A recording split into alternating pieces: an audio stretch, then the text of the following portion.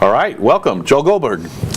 Great to be here. Thanks for being on the Technocrat Live. Thank you. Thank you for having me. So they just had to shut us up because we wouldn't stop talking so that we could start the show. I've got nothing else to say. All right, you got nothing else to say? You just clammed up right now. Like, oh no, people are watching. I totally inflated those numbers, so don't worry. There's only a handful of people watching. So we were just talking about. So, all right, I'm going to start with a conspiracy theory. Okay. So we were just, because I think it's kind of interesting. So I have an account on Gab, and I have an account on Twitter, and I've had an account on Twitter since 2009, and I just left it like completely alone for years and years and years. And then about a year after I started my Twitter account, Gab started, and I actually started putting content out there.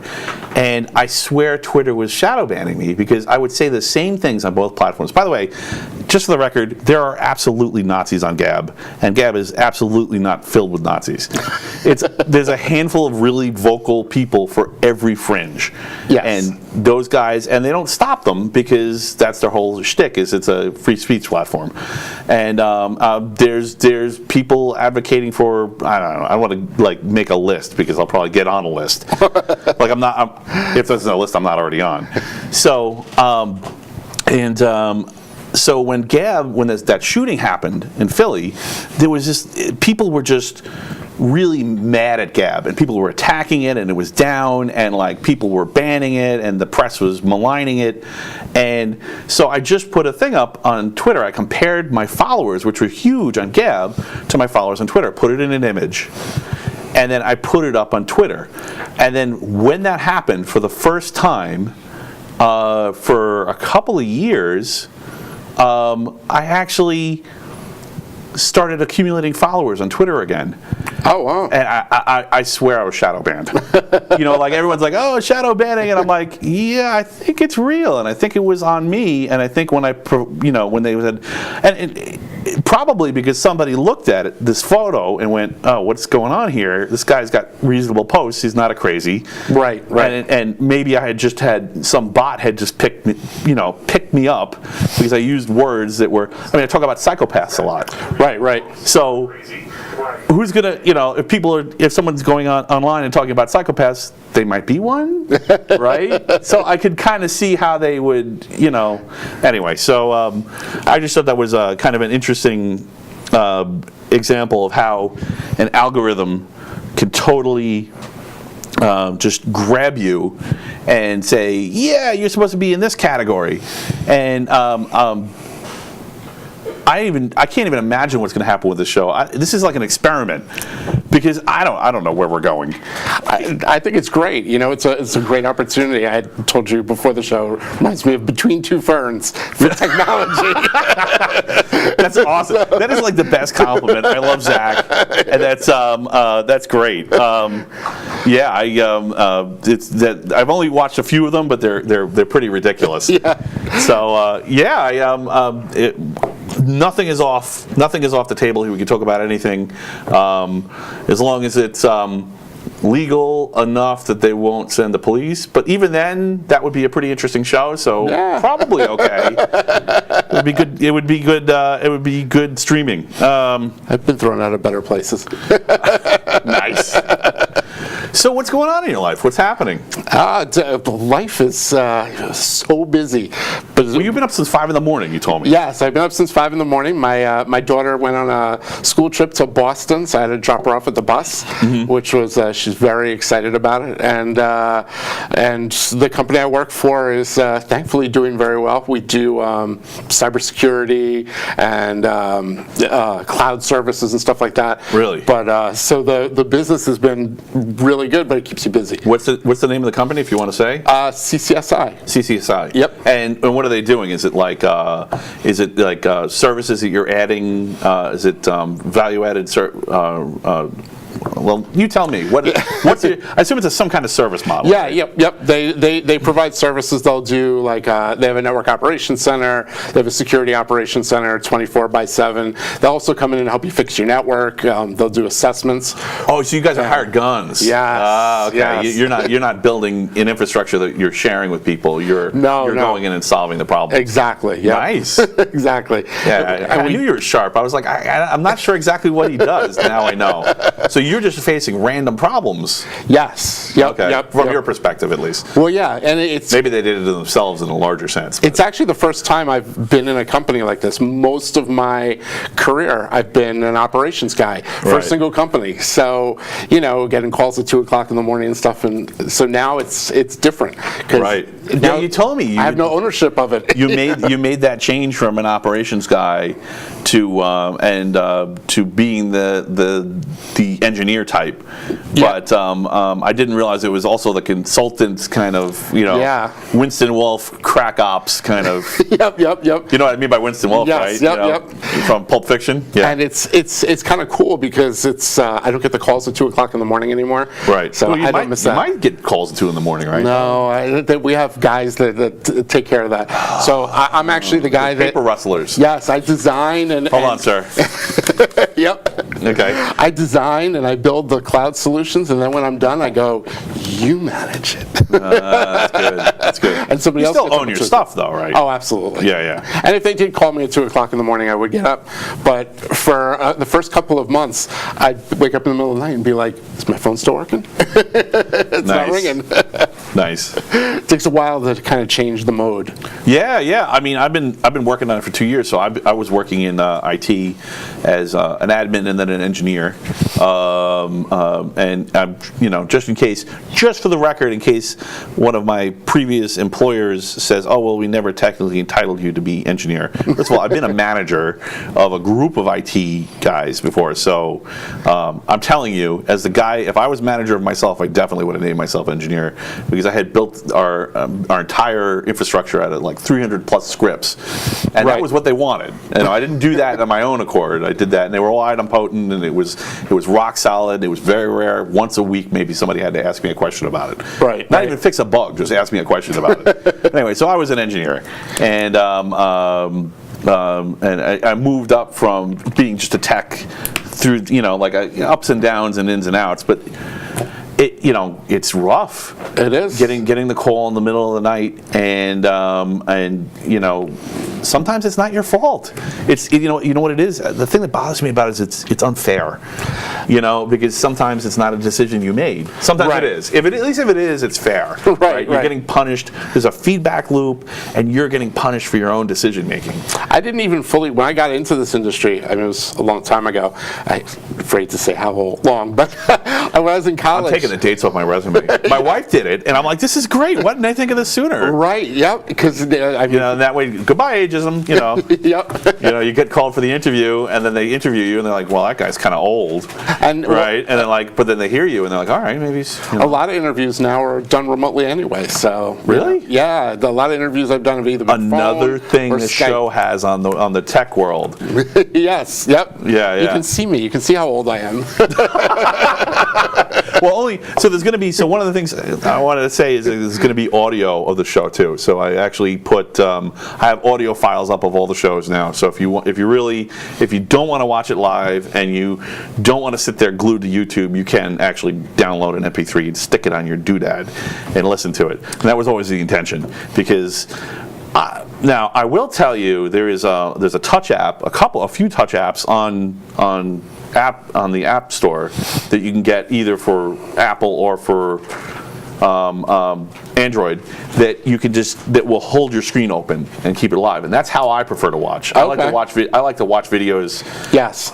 And then what I do is I lock the screen on, so it thinks I'm staring at my phone, like I'm on a train or something, and then I put it in my pocket and I work. And then when something interesting is happening, and people are waving their arms, and someone's climbed under the table, and there's a monkey for some reason. Not promising monkeys, but monkeys would be funny. You promised me a monkey. Reboot monkeys. I've been a reboot monkey. Poof, monkeys. Yep. So See, you ask and you shall receive. You didn't even ask for monkeys, and I knew you wanted them, and I produced them. So I'll just unlock my screen, watch whatever's happening, lock it again, put it away. Oh, that's cool. So I don't know if I like it. So, and I like awesome. it because you can't fake it. Right. You can't fake this. Right, exactly. You know. Exactly. People will get to see me just as I am. Yes. Sorry. You're pretty. And by the way, I just want to say thank you so much for stepping up to be secretary of our user group. I really appreciate that. And I'm really excited. It's a great.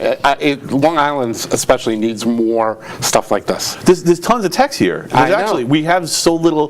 The group is big, but there's so little penetration compared to the entirety of all the techs. Yes. You know, so look up Lilug if you're interested near the Long Island area, and if you're not, look up your local user group. And if you're not interested in Linux, start a user group, because user groups are awesome. This is how I met all these people. I know so many geeks. I could do this until the sun burned out.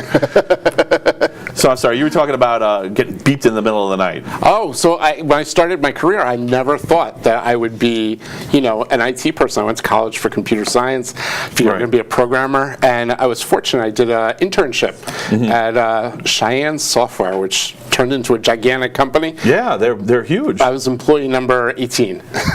What? Yep. That's crazy. And I was an intern. They had no money. Oh, you're hardcore, man. They had no money, and it was the best job ever. So I was a programmer. I started out, and I started the same day as the VP of engineering, who ended up becoming the CEO. And one day he comes over and he's like, "Joe, you are not a good programmer."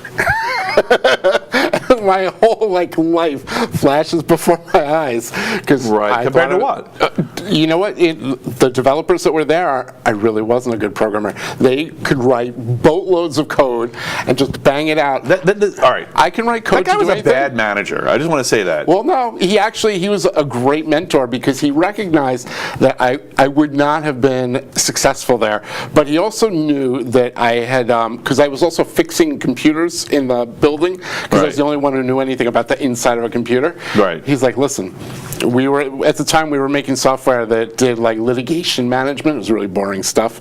And that's exciting. Yeah. So he had come up with the idea for ArcServe, which was the premier network-centric backup product. It was his idea. Why don't you do a 20-second on what ArcServe is, so people. Oh, ArcServe is centralized network or server-based backup. It was the first server-based backup. Right. Because what used to happen is you put a tape drive on every server and back it up. Right. ArcServe said buy one tape drive and back up all your servers. I saw that stuff still in use in 2004. So yeah, and now it's a separate company. The CA spun them out again. Right. And oh, really? Yeah, okay, they're cool. separate. And actually, it's kind of funny. A lot of the old Cheyenne people are going back there. It's actually a really fantastic place. Oh, okay, cool. So I keep in touch with them. So, but I'm sorry to have been mean to your manager. I thought he was just being, the way you made it sound, it almost sounded like it was just no constructive criticism, like you suck.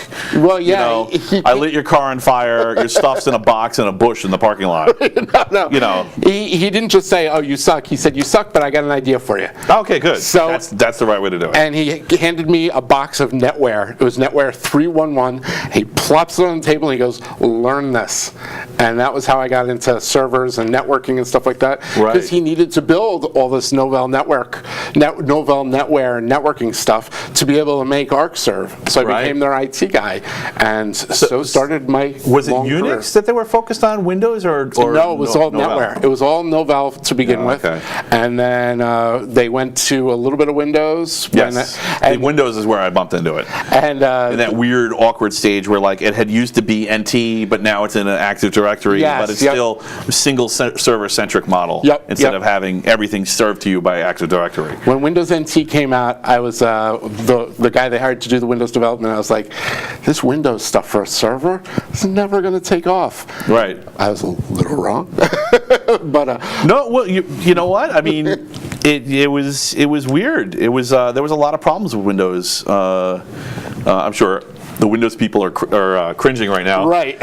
Windows NT was bad. I'm sorry. It was. It really was. I mean, it had some good performance things. It did have symmetric multiprocessing. There were features and types of services you could run on them that work well. But I mean, I saw whole labs of NT machines just crash constantly for no good reason. Yep. Other than bizarre, I think Microsoft just. I don't know. I'm getting off on a tangent. No, you know what? I'll go there. Let's go down this rabbit hole. This is what I think happened with Windows and Linux. I think that Microsoft didn't realize they were about to hit this gigantic hockey stick of hardware peripheral variety. Right. And they just didn't have the management mechanism. They couldn't manage when they went from 1,000 devices to support to 10,000 or 10,000 to 100,000 or whatever it was. Yes. So at some point in that curve, it just was asymptotic, and they couldn't keep up with it anymore. And that's when people started looking at Linux. So Linux was already going when there wasn't really a need for it. Right. Other than Linux didn't want to pay for. Right. It didn't want to pay for Solaris, and then that happened, and then late '90s, all the Linux guys are like, this is the way it is, this is dependable, it's reliable. When I set something up, it keeps working, and all the Windows guys are like, you are silly people.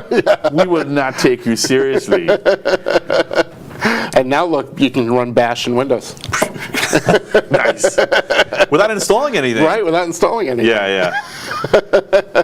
Bash is born again shell, in case you and no, it's not a religious thing. It was the born shell, and then everyone's got clever.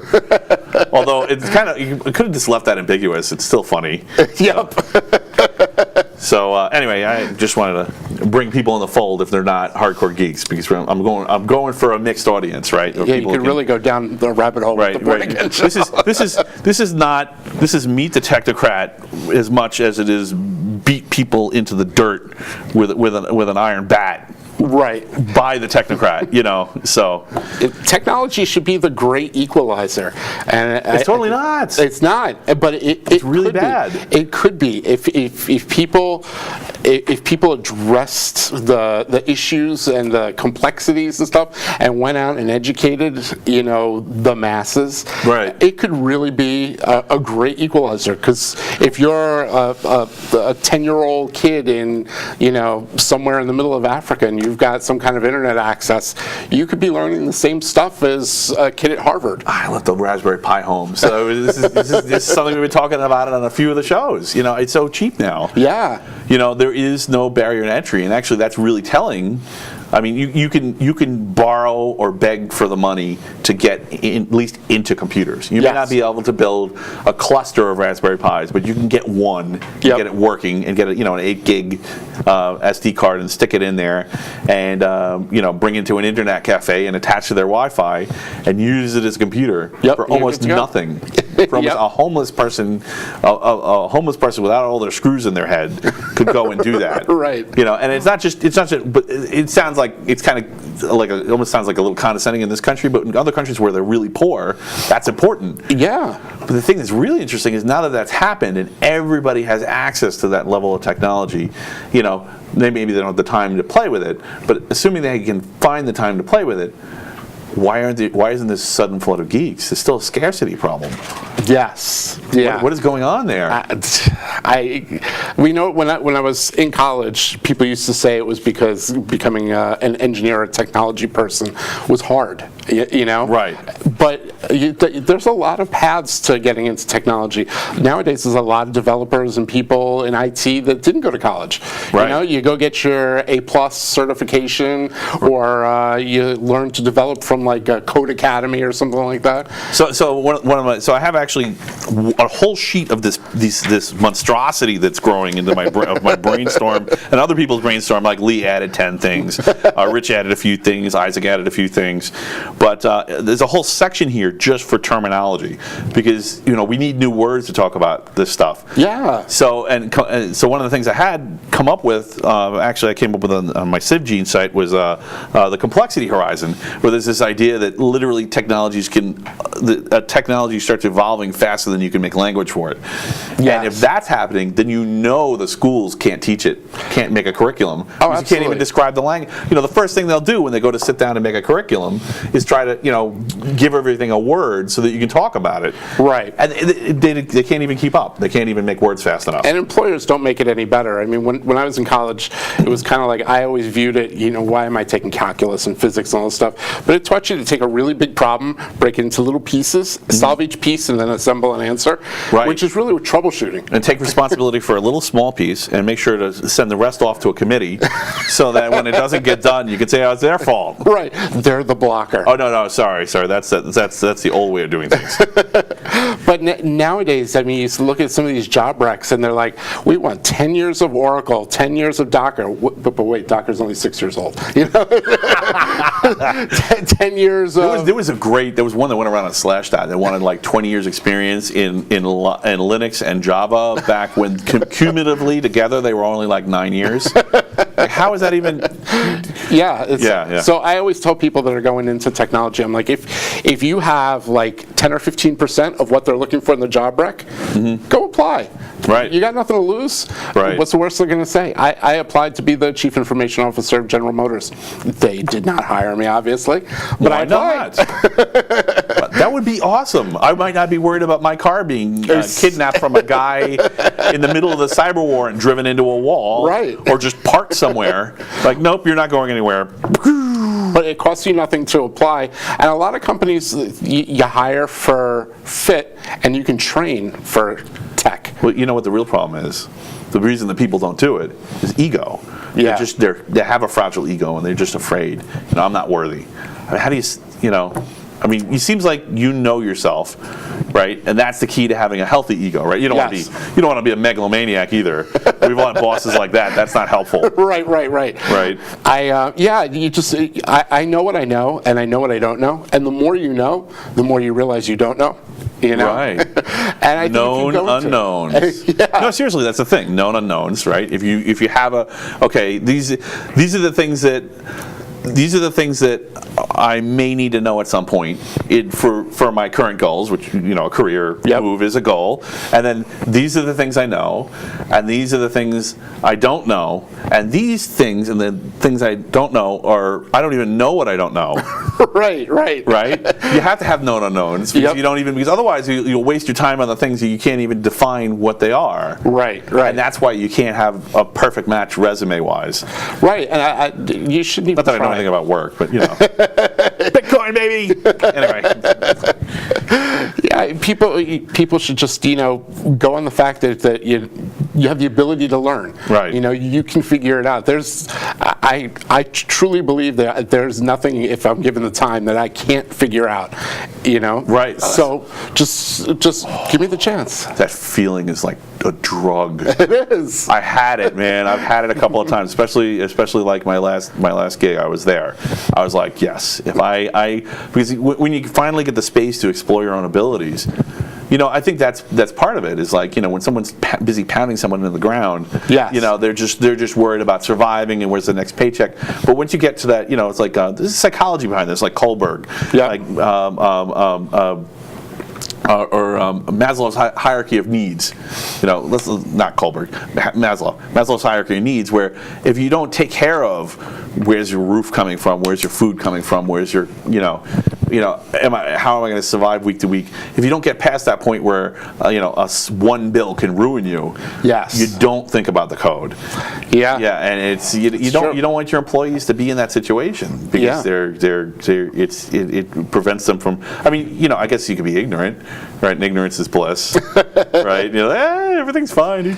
I hope it'll be fine, but eventually that if you do that for too long, it burns you. It's kind of like Steve Jobs said, we don't hire smart people to tell them what to do. We hire smart people to tell us what to do. Right. Right. Well, how many tens of thousands of companies fail every year? Right. Probably because they don't do that. Yes, exactly. Right. Like Bill Gates said, if I surround myself with smart people, everything else is easy. Yeah. I paraphrase him in one of my SIGs that go out in my emails. So because he's right.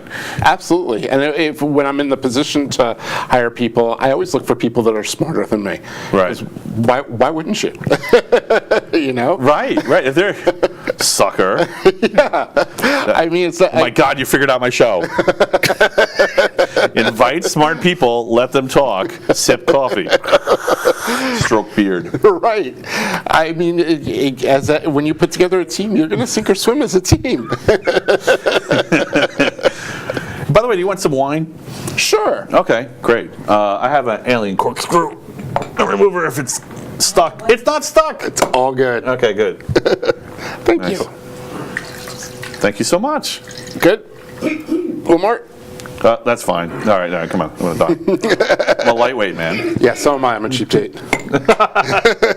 Nice. My wife is going to be like, wait, Yeah, you're drinking? On the table right there. Oh, the coffee too? Are we going to speedball with wine and coffee? Cheers. Coffee chasers. No. Very good. The technocracy. My daughter will be very happy because this is her favorite color. Nice. All right, And you have the red swing line stapler. I just noticed that. Yes, so one of the sticks I do is I bring random props on. So that way when people look at the episode, they can visually identify which episode it is based on the props that are here. So today I've got a pirate hat and a red swing line. I am the red swing line. That is the one that they made after Office Space. Really? Yes, that is the one that Swing Line made in response to the demand after Office Space. The one in Office Space they painted. Right. Yeah. So and everybody called them up and said, okay, where do I order a red stapler? And it was just easier to make one than deal with everyone. So that was the one that they made. That was one of the first ones from the new line. That's awesome. Yeah. That was such a great movie. And it's my stapler too. I actually use it. I stapled these with it on the way out. I'm going to treasure this forever. It's I bring it to work because it's a good shtick, right? Yep. And people are like, hey, can I borrow that? No. Chase them around. So you want coffee? I will never say no to coffee. Thank you. All right. Now, how you take milk and sugar, or? I'll just take some of that creamer there. Okay, cool. Sounds good. Wow, you're not picky. Some people are very picky about their coffee. It's just like, they just can't take it. It has to be exactly right. I can't do Starbucks. That's my only limitation. Really? Yeah. Someone just posted a great meme. Sorry, I'm going to get up here. Get some sugar. All right, you got sugar. Oh, if you got sugar, I might as well put one in. Yep. And you got your creamer. Thank you. All right. And you got some syrup. Thank you so much for making coffee. I appreciate it. Yes, thank you. Yeah. So In the mail. the check is in the mail. No, that's Coffee. the joke about the Czechoslovakian hunter. 1 pot of coffee, $767. See, they're starting to get it, right? Yep. Not expensive, but priceless. Right? You have someone else do the work, and you just sit there and stroke your beard and look thoughtful. Right. Yeah. So actually, I'm not going to say anything yet because I want it to be solid. But actually, I heard that a rumor that one of my guests actually wants to start their own show, and to that I say, bully. That's awesome. So Yeah, more people talking about tech, the better. Yeah, the more people talking about tech, the more people talking about open source. Yep. The more people talking about pretty much anything that's interesting to me, right? Because I'm selfish and I just want interesting things to happen. So. And people on Long Island talking about tech is right thing too. Right, I'm really bummed about the Amazon thing. Oh, me too. Yeah. I told my wife, I'm like, yep, that pretty much I can apply to any of those jobs. Yep. And then it went, and I'm like, no. But it doesn't matter. Because it may not, by the time Amazon built it, they may not be as important anymore. That's true too. Yeah. So, but I mean, between finance in New York City, Yep. Finance. Jersey has its own scene too. Yep. On top of that, so there's some cross pollination, and like if Long Island or New York. If our area, if the Long Island area is busy and there's nobody to work from here, they can draw on them. Yep. Which makes us able here to have more people. 110 is a tech mecca. Yeah, it really is. Yep. And there's plenty of tech in Queens, and there's plenty of tech in Brooklyn. Yeah, down by Dumbo. I was there a couple of weeks ago in Dumbo area of Brooklyn. Oh my God, there's like startups everywhere. I had no idea. I had no idea. Well, thank you. Now you've made me trendy by association. So there you go. Yeah, because Brooklyn's definitely trendy. Yes. You know. I'm very hipster, by the way. Yeah. You can see you're so clearly. I lie low. I don't let people know. I'm not a hipster, just in case that makes them happy. Right. It doesn't really matter once people start talking code. And actually, that's one of the things I love about our industry is it's just there's so many different kinds of people. Yes. It's just about if you're smart or not. Yes. That's it. Yep. There is no faking that intelligence and It's funny, I learned early on in my career, because actually when I worked at Cheyenne, a lot of the people there were Asian. Mm-hmm. And the CEO was Asian, and I'm a bit of a foodie. I love all kinds of food. Yes. So go on. So like I started getting a fan of food. I started getting invited to like these Chinese weddings, and I'd be like, "What is that?" "Oh, I don't care. I'm just gonna eat it." And then we hired a bunch of Indian people. I was like, "Ooh, I'll try that out." And one of my friends was Persian. I was like, "I'll try that out." So it's kind of like program, eat, program, eat. Awesome. It was awesome. Yeah. My favorite is when they had whenever I worked at a bunch of labs, and of course they have these socials and banquets and wine tastings and stuff like that. So everybody from the whole, it's half scientists and half the people who work at the lab doing whatever, including computer science. Yep. Sneaking in and grabbing whatever. And my favorite was to just go out, grab a plate. You sit down. Now everybody's out of the office. It's quiet, so I can be productive. And I've got a plate of food. So munch, type, munch. I mean, it's hell on the keyboards, but it works really well for the brain. Yes, absolutely. That's why the keyboards are disposable. But yeah, I love especially in technology. There's something about technology and food and drink and stuff like that. And when you break bread with somebody, it's like it makes it so much better. Right. And these people become like they're your friends. So it's not just like I gotta go to work. It's like I'm gonna go to work and Right. Well, if you get in each other's heads, it saves some time and some energy when you're trying to convey those ideas that don't even have words yet. Right. And which you just came up with. It also builds a little bit of trust, like this guy's not trying to stab me in the back, he's not going to throw me under a bus, and then you can take a risk. Because I think a lot of people in the workplace they're afraid to take a risk because if I'm wrong, am I going to get fired? A perfect example, right? Something that's completely beyond anyone's control, zero-day exploits. Yes. Right? If your team is not tight, you're screwed. Yes. There's a thing called an advanced persistent threat, and this is something that expands beyond the IT field, but it happens. It's a concept that's critical to understanding IT security. So it's basically someone who's just sitting on your organization looking for a way in. Instead of somebody who's just walking along. It's kind of weird because the analogies kind of break down because it's in the cyber world. It doesn't necessarily match the regular world, but imagine someone walking through an apartment building in the middle of the day when everyone's at work and just trying every lock. That's just kind of a flutter. That's someone who's just trying everything. An advanced persistent threat would be somebody who is following you around, trying to read your RFID tags, trying to wait till you leave your key someplace conspicuous so they can grab it and do a clay of it, trying to grabbing things you throw in the garbage so you can get your fingerprints. That's an example of an advanced persistent threat. And if there's a 0 day, which is a way, if there's a root exploitable 0 day where someone can just walk into your machine and take it over, and you don't have a tight team where everyone's in each other's heads and you have not only a good procedure, but you have a tight community. Yes. You're dead. Yep. Yeah. You've got an hour, Yep. Because you also have the legs, so they have the announcement, and the odds are the advanced persistent threat already knows about the announcement. Now, it may take some time to actually do the thing. Yep. They may have to have their computer grind on your computer for a little while, but the clock's ticking, So you have, and then you have the time that it takes the vendor to do.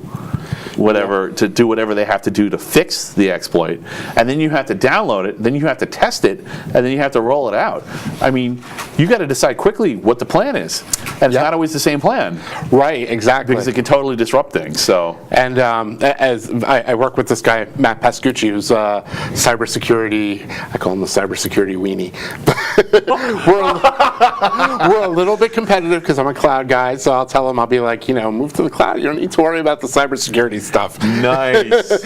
but he, as he always says, he's like, as a cybersecurity person, you need to be right 100% of the time. Right. The bad guys, they've got time on their hands. They can sit at home for days, weeks, months in their mom's basement, typing away until they find that crack. So all right. So I gotta go ahead and disagree with you there. It's not the mom's basement anymore. Not the investment-resistant threats. Oh, the that's flooders. true. Yes. The flooders. Yeah. Yes. But it's a freaking cyber war. It is, and it's a lot of money. It's a government militia from China or Iran or Israel or Germany or Brazil or wherever it's from that wants to get you, either get you because they want you for their botnet, which is more of the flooder kind of attack, but also people have their own agendas. Governments have their own agendas.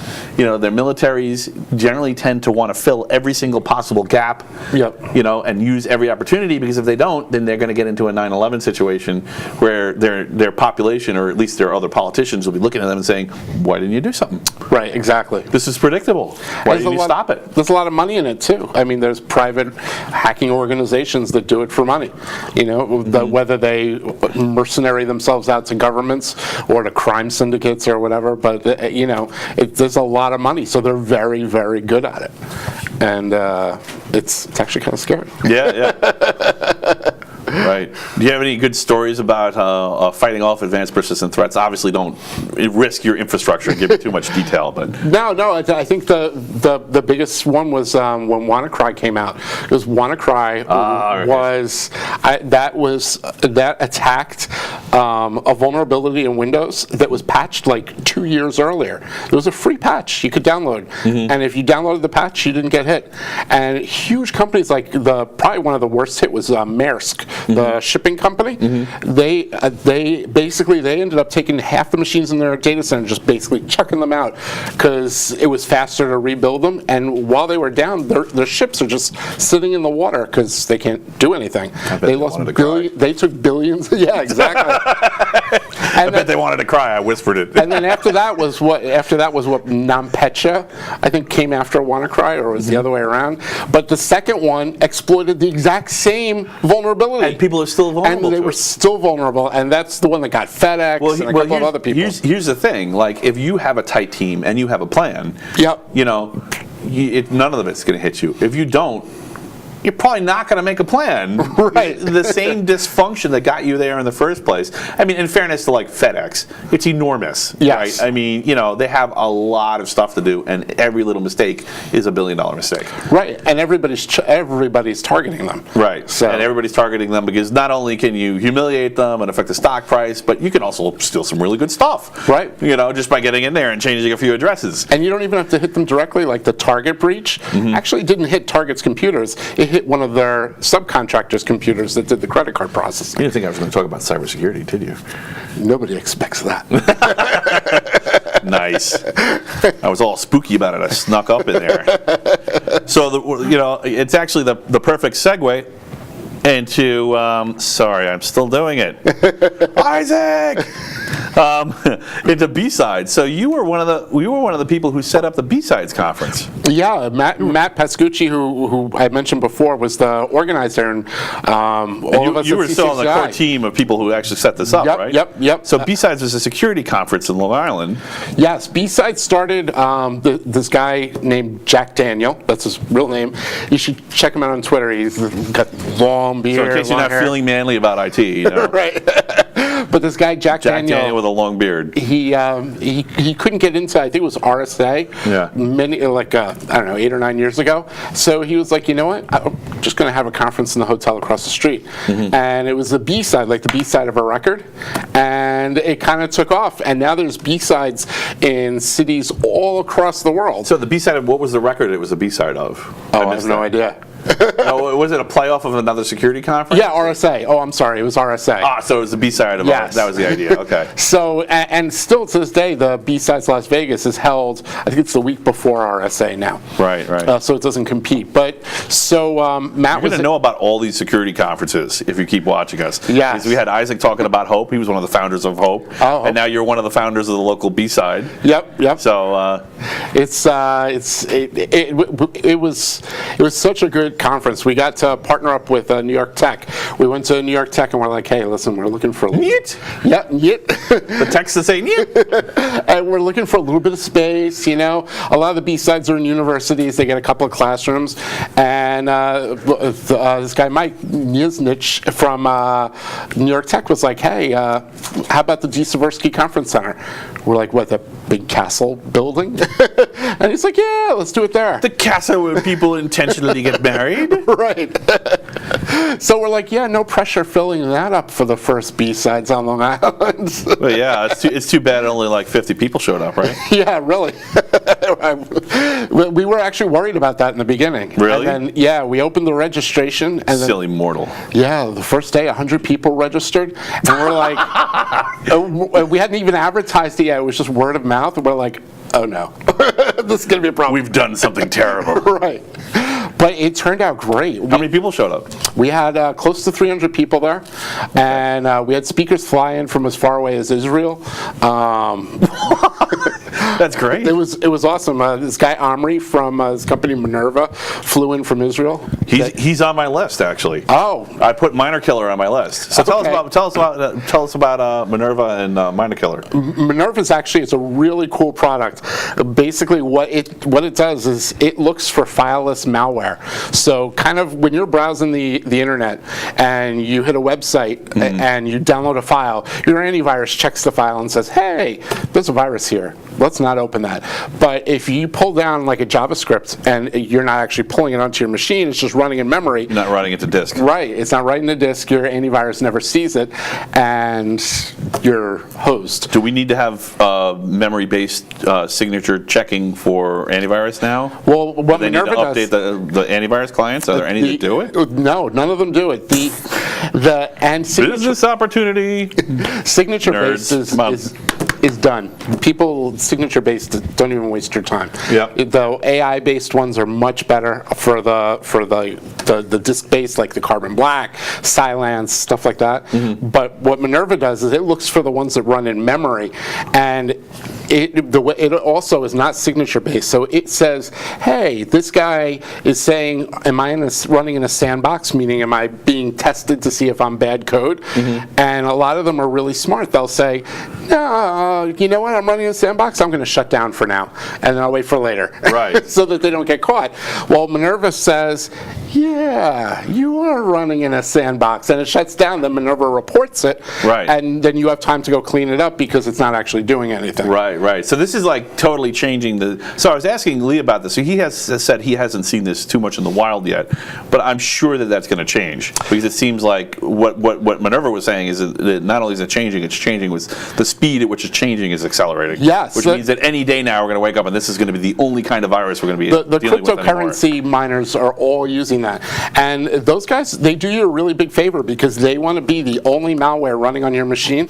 They clean up all the other viruses and malware on your machine. Right, because they don't want to waste any CPU cycles on some other dirtbags, you know. So they can be exclusive, and then they only run when you're not using the computer, so you never notice that they're slow.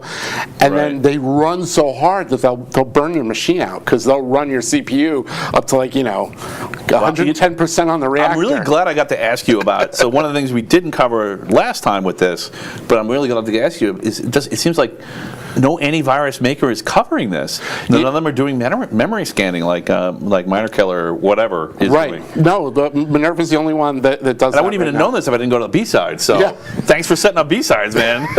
It's a great product, and I'll be honest, they're a great bunch of people too. They're They're funny. Yes. And they look nice. I'm in the back of the audience. I don't know. So, well, they were nice to show up to your conference, right? Yeah, and they sponsored it as well. So They no oh, they sponsored it. Yeah, right? they were one of the sponsors. Oh, by the way, totally into sponsors. If people are interested, contact me. My stuff's up on the webpage. So Definitely do it. I have actually an idea. I'm not going to name names just because I want to test it a little further. But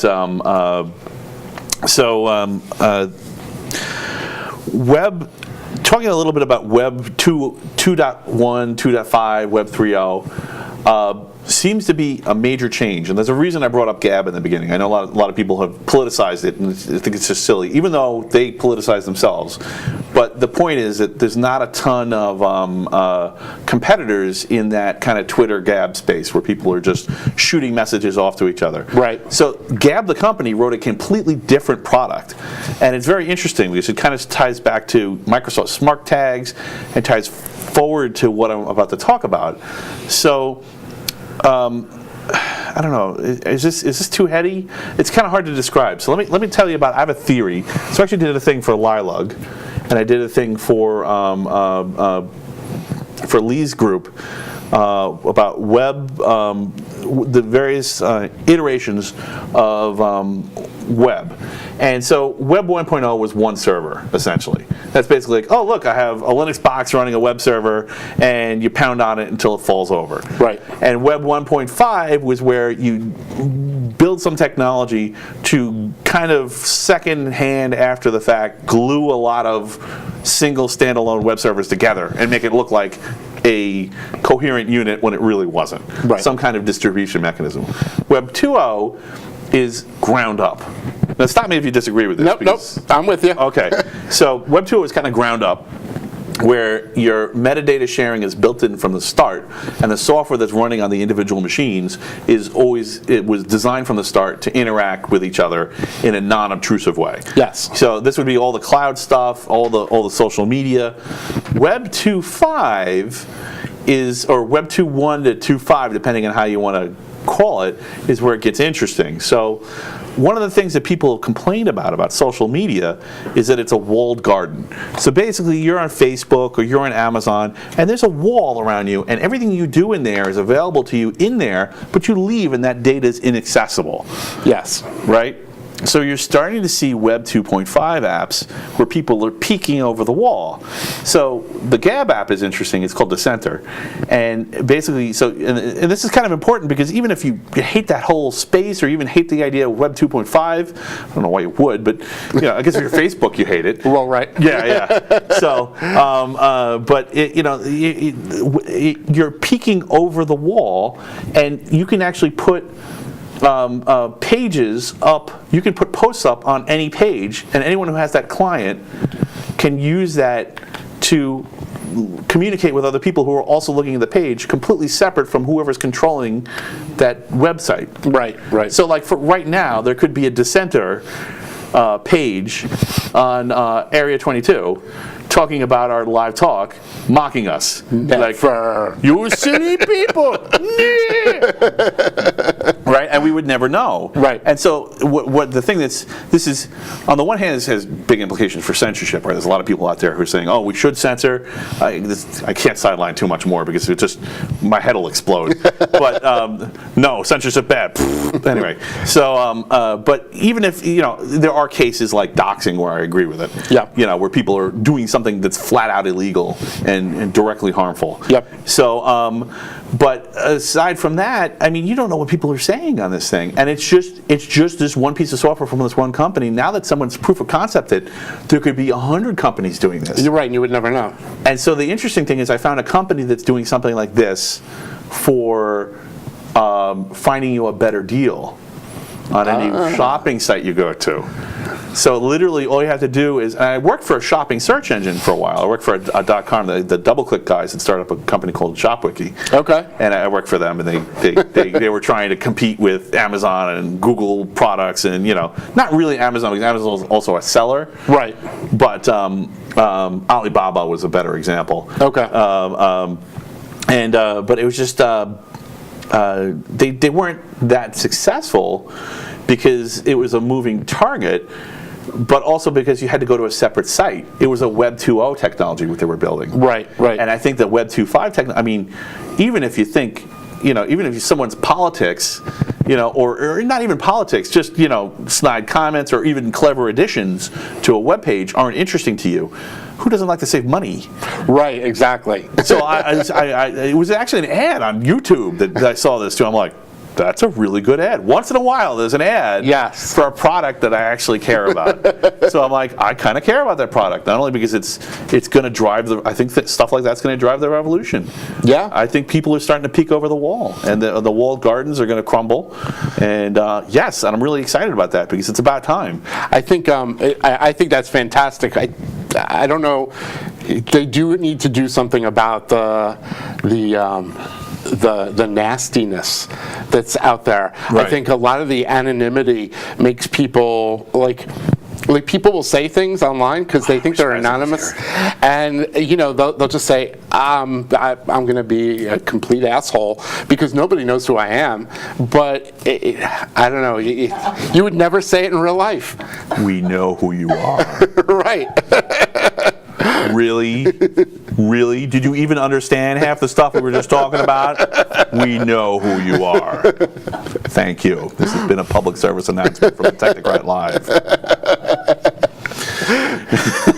But I think that would bring a lot of civility back to the internet. Because, if your employer goes and searches your name and sees that, you're right. a racist. I'm going to get my server hacked doing that stick. Oh my God. I have to fix it again. Oh, he's being uppity again. Let's get him. Yep. So Isaac did a great thing on anonymity. So, okay, we'll come back to the ethics. I'm not sidelining it. Don't worry. I'm forking. Yes, not segueing. I'm forking. I'm forking off to talk about. So, oh no, I've done it. I popped the stack. I've won too many sidelines. I forgot what I was talking about. Okay, so what was that thing again? It was a smart point about. All right, I'm going to have to come back to it. So, well, you know what? Let's talk about the ethics, and it'll come back to me. Well, so, I should caveat the anonymity thing. Okay, that's it. I wanted to caveat it by saying that it will help stop the trolls, but there are times where you need anonymity, like if you're a freedom fighter in some repressive regime or something like that. I see what you're saying. So here's the problem. Who's a freedom fighter? Well, yeah, that's the problem. That's the problem. And of course, what does everybody do when this conversation comes up? Now, there's a saying, you have to be educated enough to get to a point where you know what you don't know, right? Known unknowns. I don't know. A lot of other people seem to know, even though they're less able to talk about it than I am, which makes me think that maybe they're full of it, and they don't know who's a freedom fighter. What about somebody who sees it coming? How far ahead do you have to see it coming before you're like, yeah, okay, maybe he was right. Right. How many times do you have to be right before people take you seriously? You can easily sideline someone, who doesn't. So, yeah, you see what I'm saying. You totally get it. So then do you say, all right, I'm going to let all this horrendous hate speech and stay out there and let everybody stay anonymous for the people that are truly oppressed so that they can stay anonymous? Or do you... Well, what do you do? It's the problem on Gab, right? What do you do about the Nazis on Gab? Right. And I don't have the solution, but that's the question. Right. And I mean, and so, like, all right, so one example of the problem that I'm demonstrating, and the reason that it's so hard to draw a line, is like there was people are just saying, I wish they would stop beating up on white people, right? Right. And it's like, you can't get mad at them because they can't change the color of their skin. I mean, a great example is like a lot of people in New York are mutts. They might look white, but they're not. Right. So are they bad guys because they just happen to lose the genetic lottery where they look a certain way, but they're not? They're all mixed up. So how do you can't tell that in a web post. That's crazy. Right, exactly. Right. You have no. It's kind of like, what was that movie where the Black Klansman? Right. Oh yeah. Oh, you're talking about the Dave Chappelle bit. Well, they made a movie about it. I thought there was. There's a Dave Chappelle bit too, where he's a Black Klansman. But there's he's blind.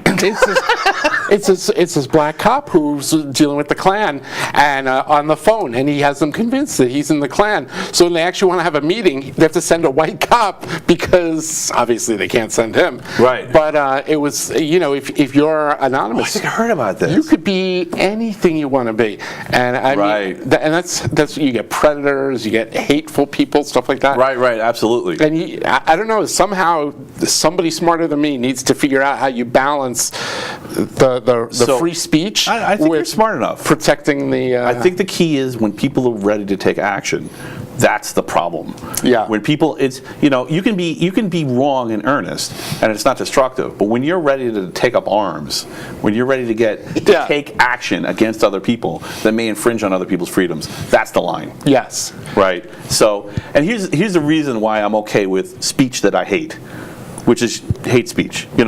Separating them, right? You have hate speech and you have speech that I hate. Yes. So the reason I'm okay with speech that I hate is because people need negative examples.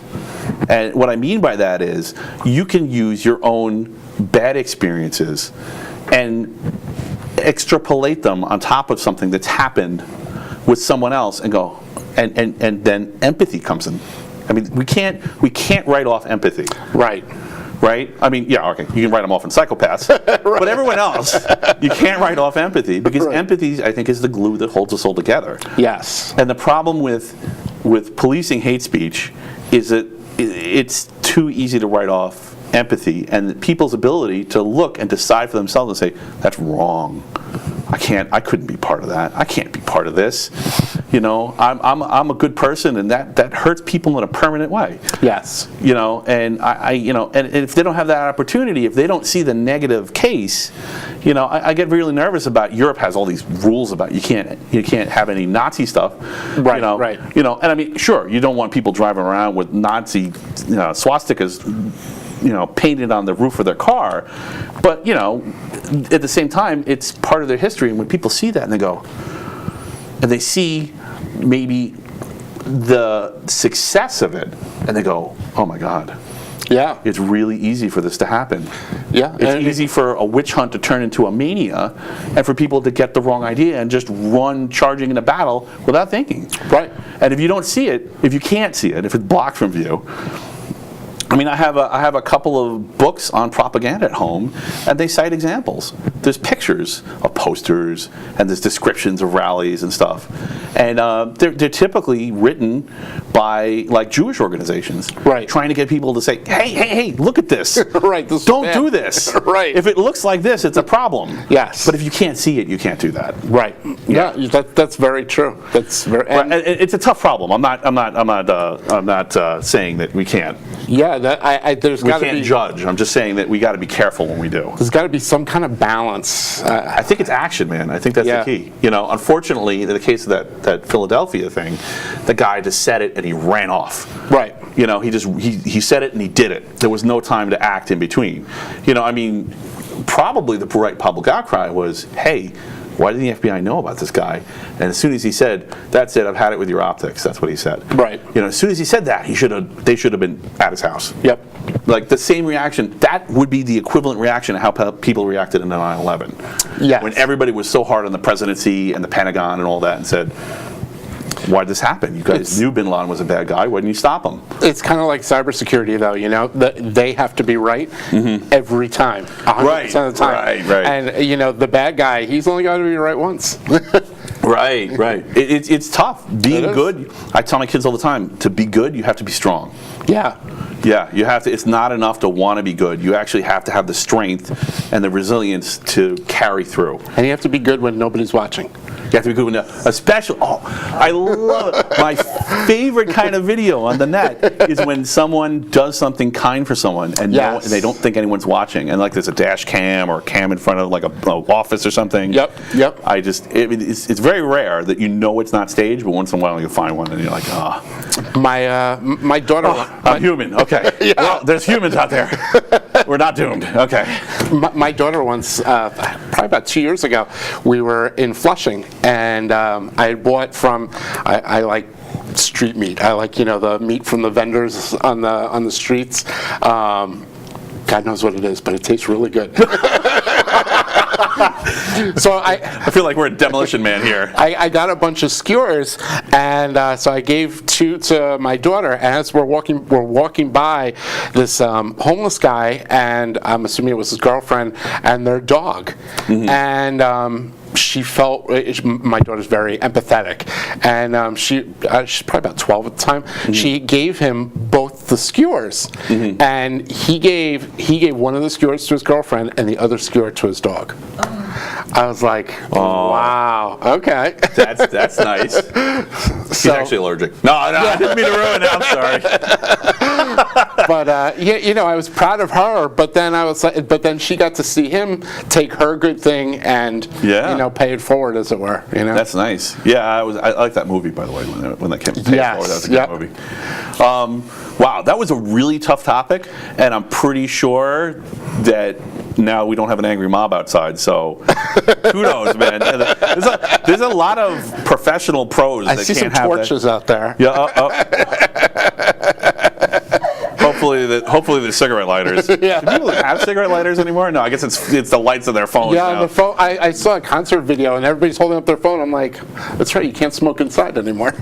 So I had something to talk about on the technical side of anonymity. Yes. So this is a great. I really wanted to talk to Isaac about it in public so I get him to say it, but I try to coax him into it, and unfortunately I think I just have to come out and say it. So there's actually this misconception that aside from us doing the obvious stuff like, well, that's your IP address, I know where you are, I know what state you are, I know your IP address, if you're doing something illegal, I can go to a law enforcement agent and they can look it up with their ISP and find it in 2 seconds.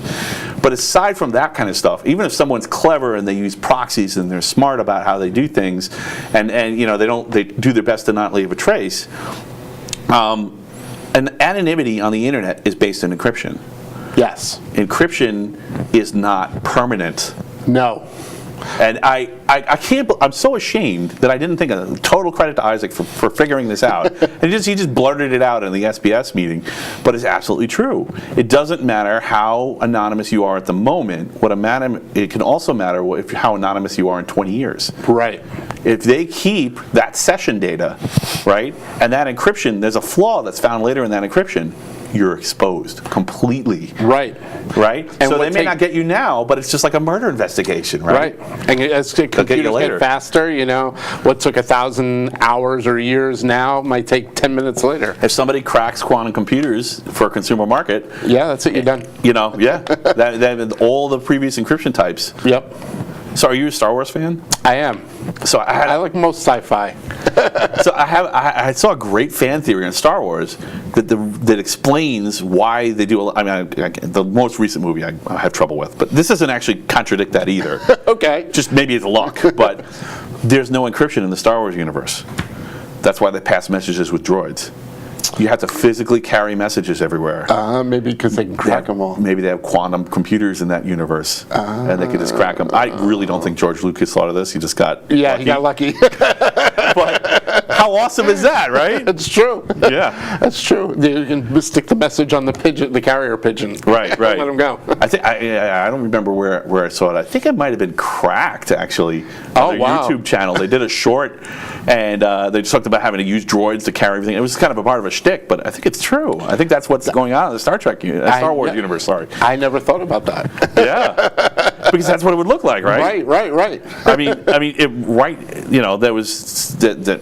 Back to, of course, Isaac thought of this, right? Because his pseudonym is Isaac, right? From Sneakers. I assume you saw Sneakers, right? Yes. If you saw Sneakers, I'm going to spoil it, so pause it here. So if you haven't seen Sneakers, it's worth seeing. It's a great movie. It is one of the great quintessential hacker movies because it's accurate. It isn't always, like.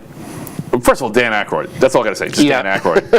But also, and his code name's Mother. How awesome is that? And this is Gandalf Sidney or something. Poitier too. Yeah. and the idea is that someone came up with a box that cracked all encryption. Yep. And the NSA saves the day at the end and basically absconds with it. Right. But it's.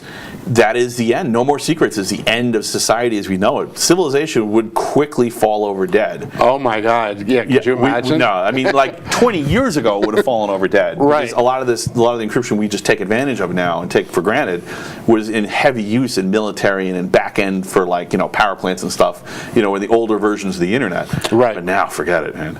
And power plants and stuff like that. The whole SCADA network. It's an arms race encryption. Yeah. People don't realize that. A part of that cyber war. Yeah, but that's the whole infrastructure network of power plants and stuff like that. I mean, that's our Achilles heel in this country. That and IoT.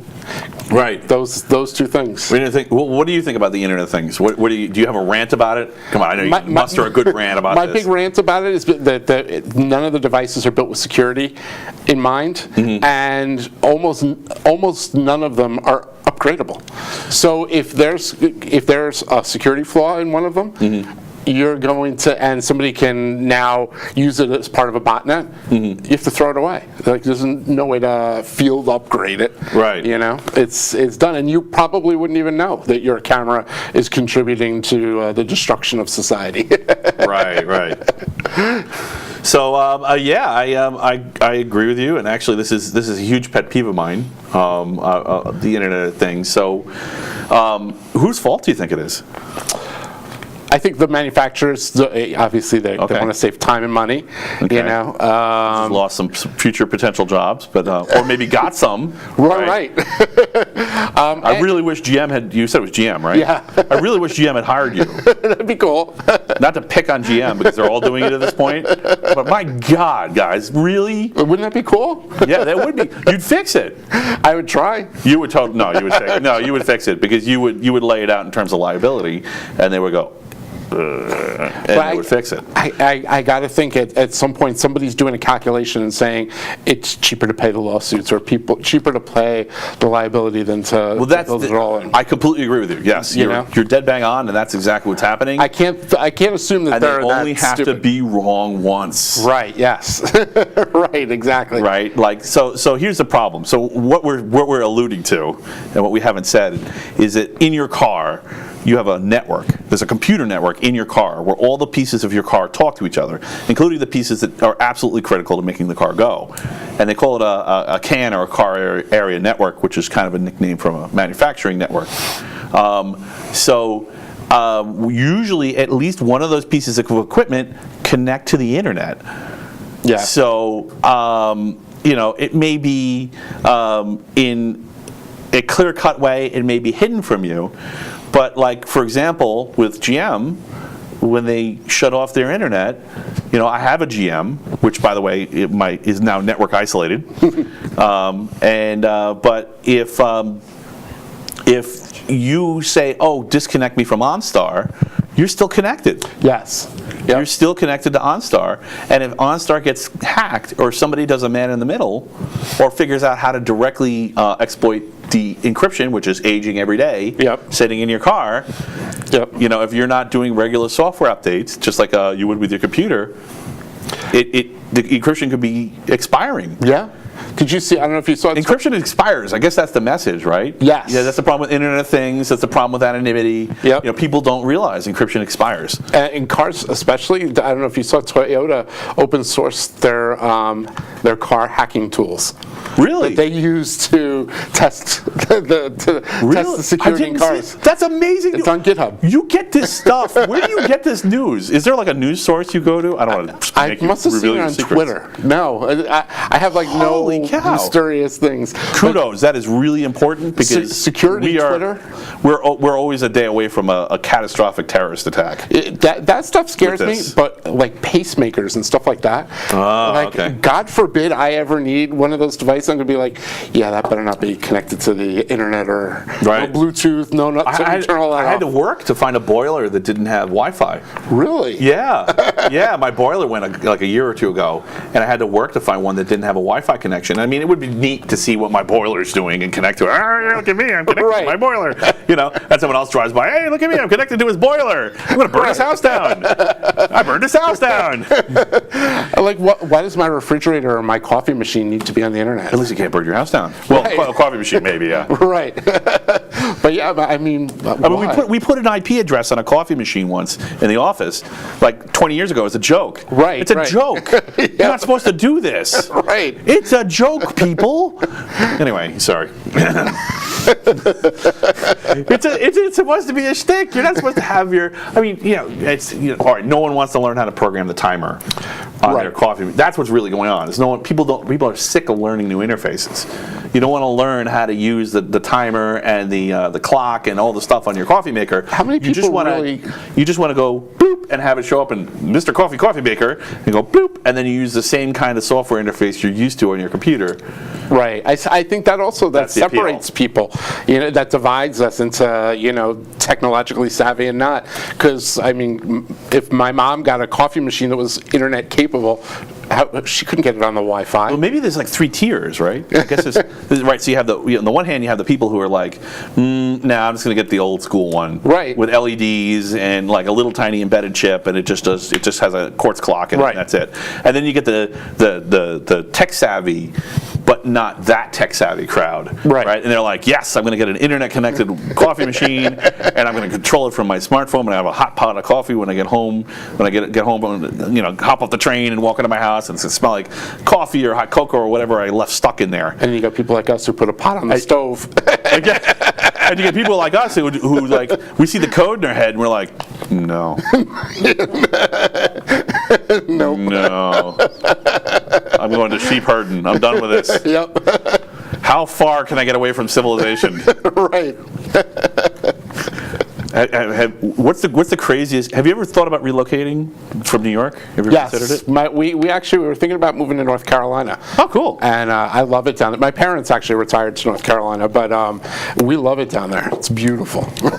Nice. What was your criteria for where you want to live? Well, we want a cheaper cost of living, but we still wanted to live in a metropolitan area. We like city type stuff. Right. We like that kind of more metropolitan feel. We were looking around the Charlotte area. Okay. And I know in Raleigh, North Carolina, that's where Red Hat originated. Yes. Yeah. So there's a big tech space over there. Yep. And there is in Charlotte. I don't know how much of that was Red Hat, but it's definitely Red Hat, there now. Cisco, IBM. Okay. So now IBM and Red Hat are the same. And oh yeah. What do you think about that?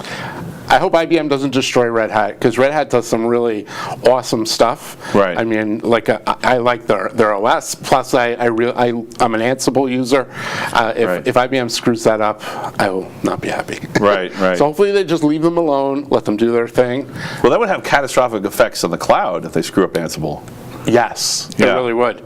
I have to think, I just saw what we use for I'm a logging. fan too. I really like it. So for logging, like all of our devices that send their logs, we use Elastic, which is a database search type engine. Why don't you explain what Elastic is in a little more detail? Elastic is it's like a database. It's very well designed to bring in log type data from like routers and servers and computers and stuff like that. So it's like a piles of text flying at me aggregator. Yes. Okay, great. So that's a great way to... Yeah, it's a great way to put it. Right, because otherwise you just because in case you don't... So one of the reasons we know it's a cyber war out there is because we look at our logs and we see what you can look up the IP addresses that are attacking your machine. You can see where they're from, and sometimes they're from military-ish cities in different countries. And you're like, well, gee, I know what this is. This is a cyber militia. Right. So, but I mean, it's just piles and piles and piles of logs. Yes. I mean, in the old days, like 10 years ago, that's the old days now, you would go in and you work and you would spend hours looking at logs just to make sure nothing's gone wrong. And now with Elastic, you can create rules and do all sorts of stuff to sort through it. Well, Elastic added, it was open source. The database piece of it is open source. Right. But they're a company, so they went a different way than Red Hat. Red Hat said, we're going to keep everything open source. We're going to charge you for support, and we're going to charge you for, if you want the really supportable stuff, but you'll always be able to get the open source, which will be cutting edge features for free. Right. And that's what a lot of people do. That's people experiment with that. It's a great ecosystem. They make obviously a lot of money because they sold for like $3 billion. To who? Big Blue. Oh, no, yeah, right. Yeah, Red Hat and IBM. Sorry, for some reason I was thinking Elastic. And Well, Elastic just went public, but what Elastic did was they said, all right, our database is open source, our little web front end is open source, but all the tools around it are going to be closed source. So like adding security to it, doing monitoring of your cluster, alerting, all that stuff. We're going to charge you money for all of those pieces. Right. So you can only get the very right. So the infrastructure is open source. Right. So what happened was big users of Elastic were Amazon, Netflix, people like that. Well, Amazon, Netflix, and Expedia got together and said, you know what? We don't like this model. We don't like this model at all because we don't want to pay for it. So they said, we're going to take the Elastic database, we're going to take Kibana, which is the graphical front end, and then we're going to rewrite all of their tools that they're charging money for, right, and we're going to open source them. And they released it. That is phenomenal. That is so awesome. They released it about a week after Elastic went public. This has all happened in the past few weeks. Yes. Yeah. Holy cow. This has been a great month for open source. It really has been. So it was Toyota was open source their car hacking tools, and who was it that it's Amazon, Netflix, and Expedia. Oh, okay. And Amazon put out this this blog post, basically a shot across the bow saying, you know, if anybody else considers doing this, we're going to do the same thing to you. Nice. That's amazing. Yeah, it's so weird seeing Amazon, Netflix, and Expedia. I don't think of Expedia as kind of in the same. No, me neither. But it's kind of like and Tonight, Anthrax, yeah, Twisted Sister, and Boys the Men. Yeah. Okay. Sorry, Expedia. I'm sure you're awesome, and you probably have a $100 billion market cap, and I didn't even realize. But right. But Netflix, I mean, they're huge in the open source world. I mean, their entire infrastructure pretty much is open source. And Amazon has been a really good partner as well. And surprisingly, Microsoft has become a really good open source partner. Right. They even open sourced calculator. Wow, they did? Yeah. That's great. Was there a flight simulator inside of it? Yeah, I wish. There wasn't one in Excel, by the way, if you didn't hear about that. But they so I mean, it's that whole. I guess that could be another measure, right? You have time to penis. I'll explain that in a minute. And now you have time to flight simulator. Which I guess is just the time to open sourcing it, right? Yeah. Or TTP. Yeah, anyway, so yeah. Well, I'll explain TTP later. I'll put that on my list. Go ahead, keep going. But yeah, Microsoft has really embraced it as well under their new leadership, which is fantastic. Right. You know? It's all good for the community. Right. So originally, the way Microsoft actually, I don't know if anybody, you remember the Halloween documents? Yes. Yeah. So Microsoft was really people think might just think I was glossing over this with Lee, and I was kind of buttering him up, but I really do think Microsoft's a good guy right now. I do too. Yeah. I mean, who knows in 10 years, but right now they're the good guys. Yeah. They back in 2000 they were this horrible Cthulhu monster that was just consuming everything that they could, and really nobody could get free of them. All the software ran on them, and they would punish people who didn't exclusively partner with them. Yep. And then basically they were openly plotting inside of the Microsoft company against open source. Yes. I mean, it's kind of like plotting against the Red Cross because you want your hospital to make more money. Right. What? And they got caught, and that came out in a bunch of documents called the Halloween documents. And after that, they slowly started turning the ship. They were like, okay, this isn't working. And so what originally they did is they kind of made it an open space within Microsoft. So they opened up the boundaries within Microsoft. And this is kind of like the DevOps kind of model. And before it was DevOps and everybody was talking about it. Yep. Where they were just making it so everyone within Microsoft could talk to each other. And then more recently they've been actually opening stuff up to the public. And it seems like it's almost like it's addictive. Yeah. The more they do, the more they want to do. I think they've realized that their future is not in selling boxes of software. The Windows licenses and Office licenses are not it. I mean, it's kind of funny because people would buy Office. It was like $400 to buy Office. Right. I could never afford Office for my own personal use. I got it from somebody else. Right. And, You made your job buy it. right, exactly. You want me to open that document? Office, please. Yeah. But now, I mean, with Office 365, I pay $9 a month. Everybody in my family, I get, 5 copies? So everybody in my family has it for $9 a month. And Is it worth it? absolutely. Really? Absolutely. Because I'm a huge open office user, so I haven't had a problem with it lately. What's the advantage of using 365 over open office? It's a full version of Office. So my wife uses it professionally. I use it for. Do you get support with it? Have you ever used it? Oh yeah. It's like a full version of Office, and you always have the latest version. So I'm on my Mac, I run Office 2016. When 2020 comes out or whatever the next version is, I'll automatically get that. I don't have to pay for it or anything. I just I get it. Right. And Microsoft now has a predictable revenue stream because every month they're going to get $9 from me. Actually, I pay annually, so I get the month free. Mm-hmm. But it's but it gives them a very predictable revenue stream. If they knew who you were, they'd give it to you for free. We just did a 5-minute stick on Microsoft Right. advertising for them. Seattle's kind of nice this time of year. Yeah. Call me. Hey, call me. Anyway. But I mean, if the services is where it's at. I mean, I know people that used to potentially illegally download music. Right. But now I can pay. Oh, come on.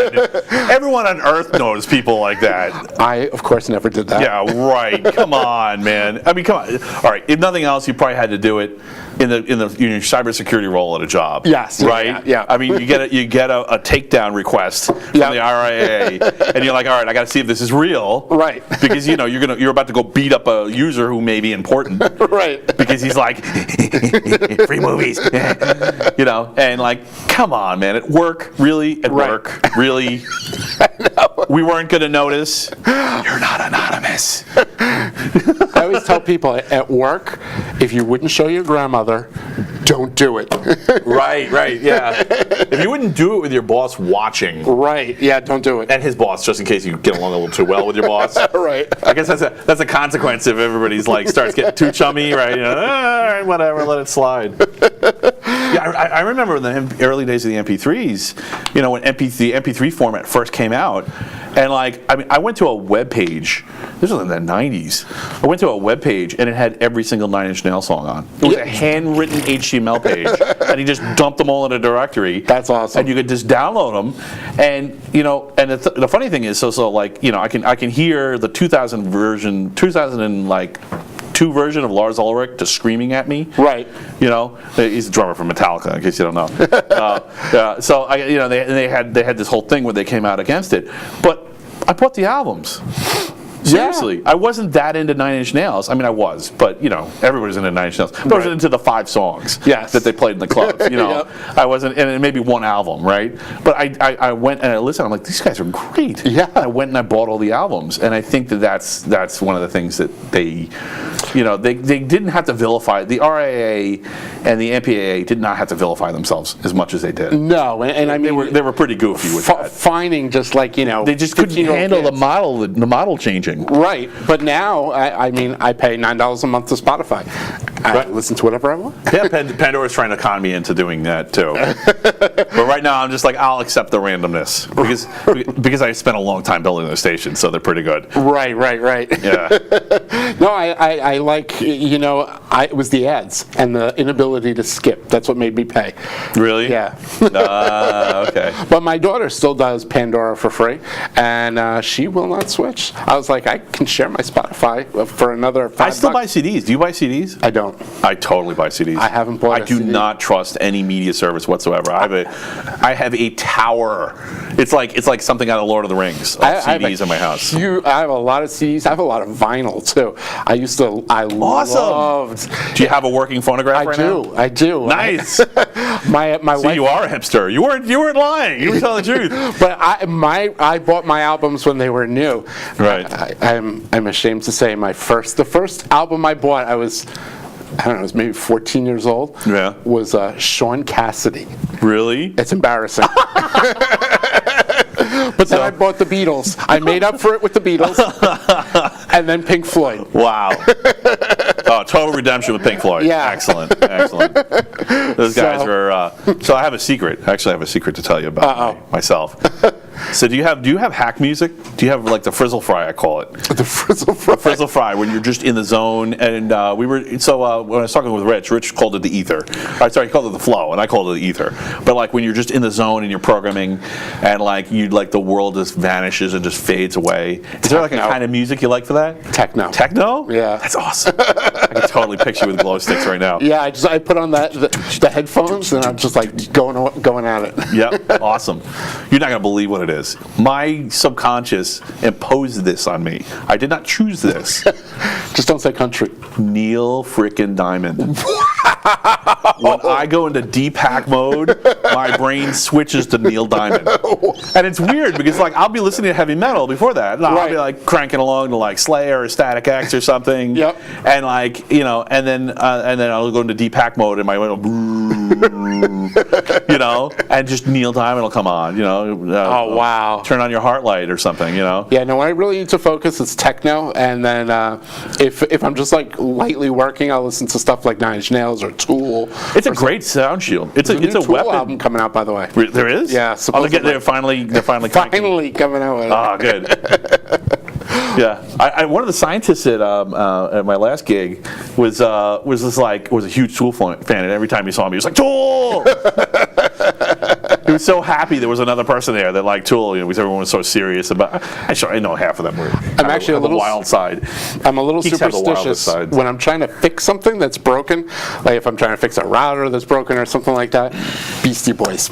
Beastie Boys, awesome, man, nice. Is it like old school or the newer stuff?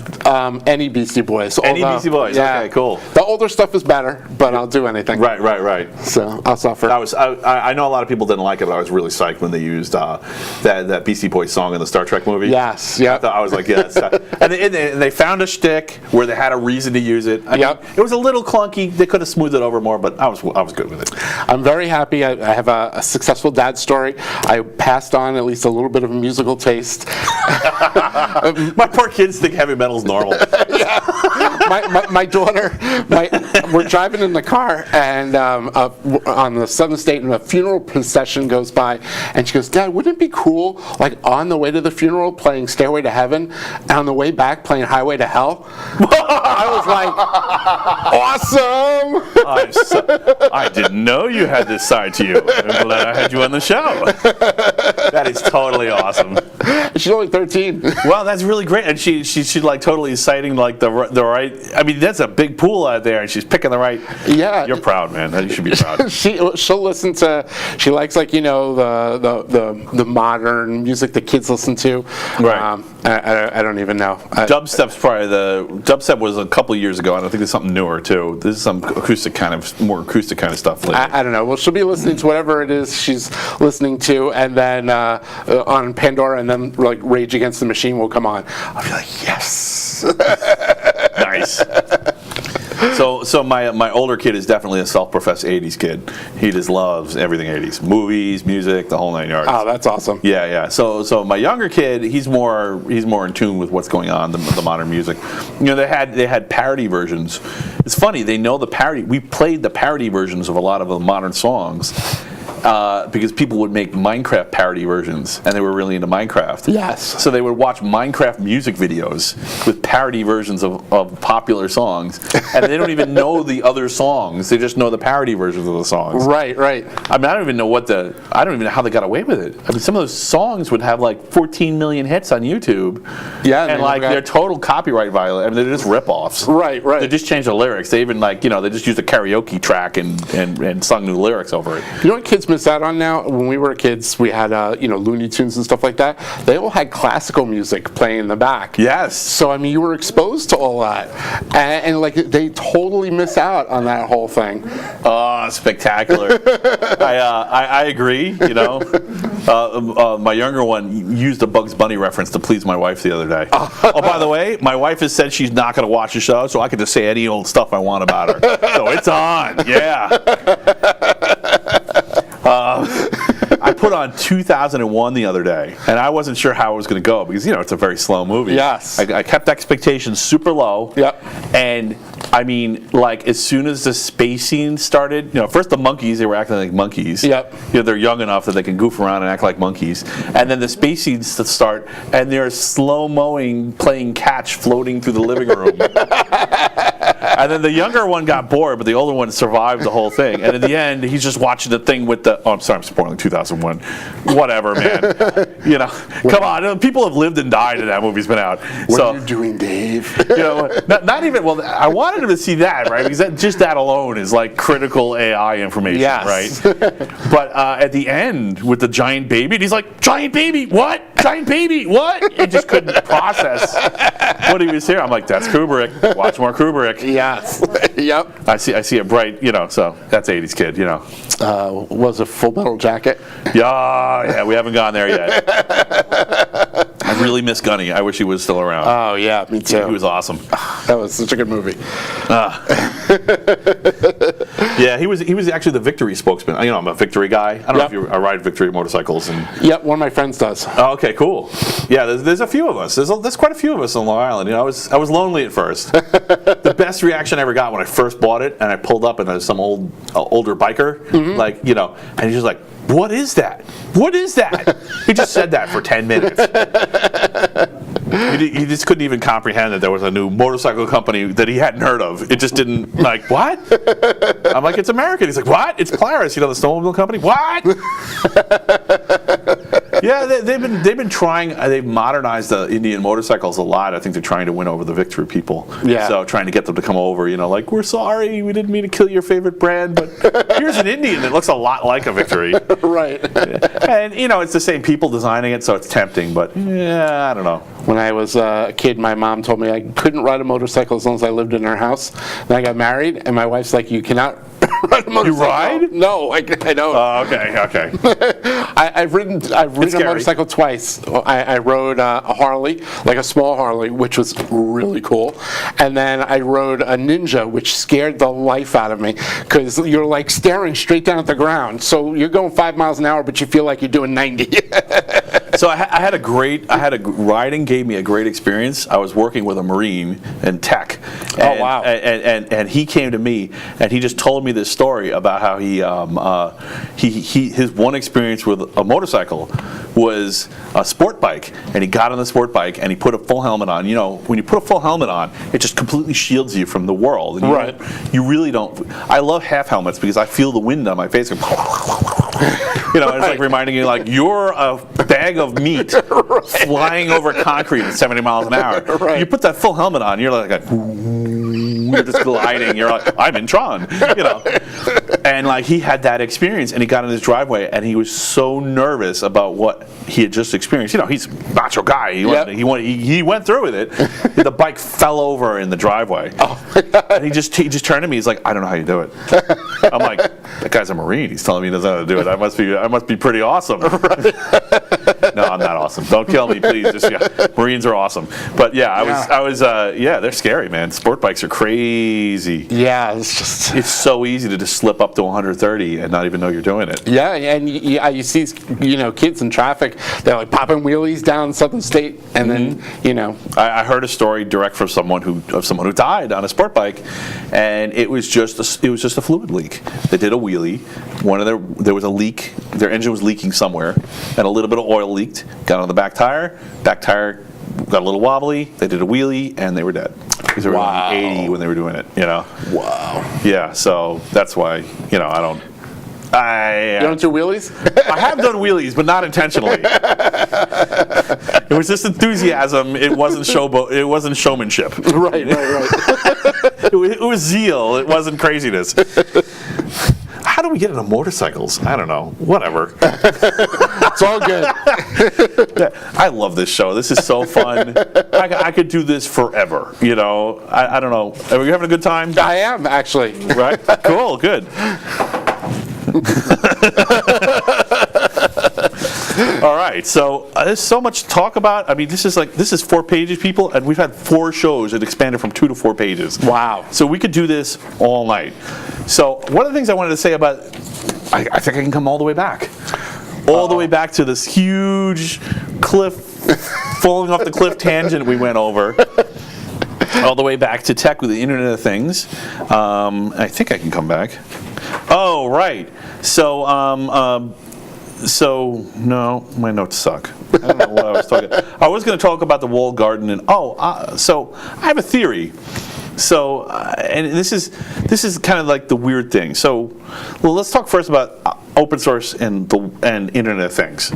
So, you know, open source seems like it could solve a lot of problems, right? You have all these devices everywhere, and a lot of them are based on open source code. A lot of them are running Linux underneath, or BSD, and there's no accountability whatsoever for the security of them, and there's no way to get the problem is there's no guarantee of a patch schedule. Right, exactly. So one of the things I want to see happen, and I tried to talk to somebody from Red Hat. I went to a Red Hat conference a couple years ago, and they were just like, whatever. I'm like, you have the perfect opportunity, but I guess maybe they didn't see it that way. They just didn't felt they had the market push to do it. But I wish somebody did have the market push to do this. I mean, they really, if you're selling a refrigerator, right? So I think in economics they call them durable goods. Yes. If you're selling durable goods, if you're selling a thing that's supposed to last for 20 years, you should have a 20-year patch schedule. Yes. You can't end of life something, the internet support and the patchability, for something that someone's going to keep for half their life. Yes. Yep. You know, and this is a huge problem. And the thing is, there's absolutely no projections, well, except for Toyota. Yes, go Toyota. On what to expect, you know. I mean, people restore cars from 20, 30, 40 years ago, and they just need the knowledge of how the thing works. Yes. You know, if these black boxes cease to be supported by the manufacturers, and they might swear they're not going to do it, but that doesn't mean they won't, right? All it takes is a change of management, and the policy can change. Right, and what happens, like, if you have a new, like, you know, you get an old, like, 69 Mustang or something like that, you can rebuild that thing from scratch. It's all mechanical. Right. But if you have a 2016 Mustang, it's got a computer in it. Right. What am I going to do in 2050 when I can't buy that computer anymore? Right. So, like, frequently what'll happen, so I don't know if do you like do hot rods or anything? No. So I do, you know, and so what'll happen is there'll be a manufacturer, they'll have a platform, and they'll have their software, and they'll have a device, and they'll figure out the image that's on the car computer, you know, just the car computer, not talking about the rest of the CAN bus, which could have its own problems. Right.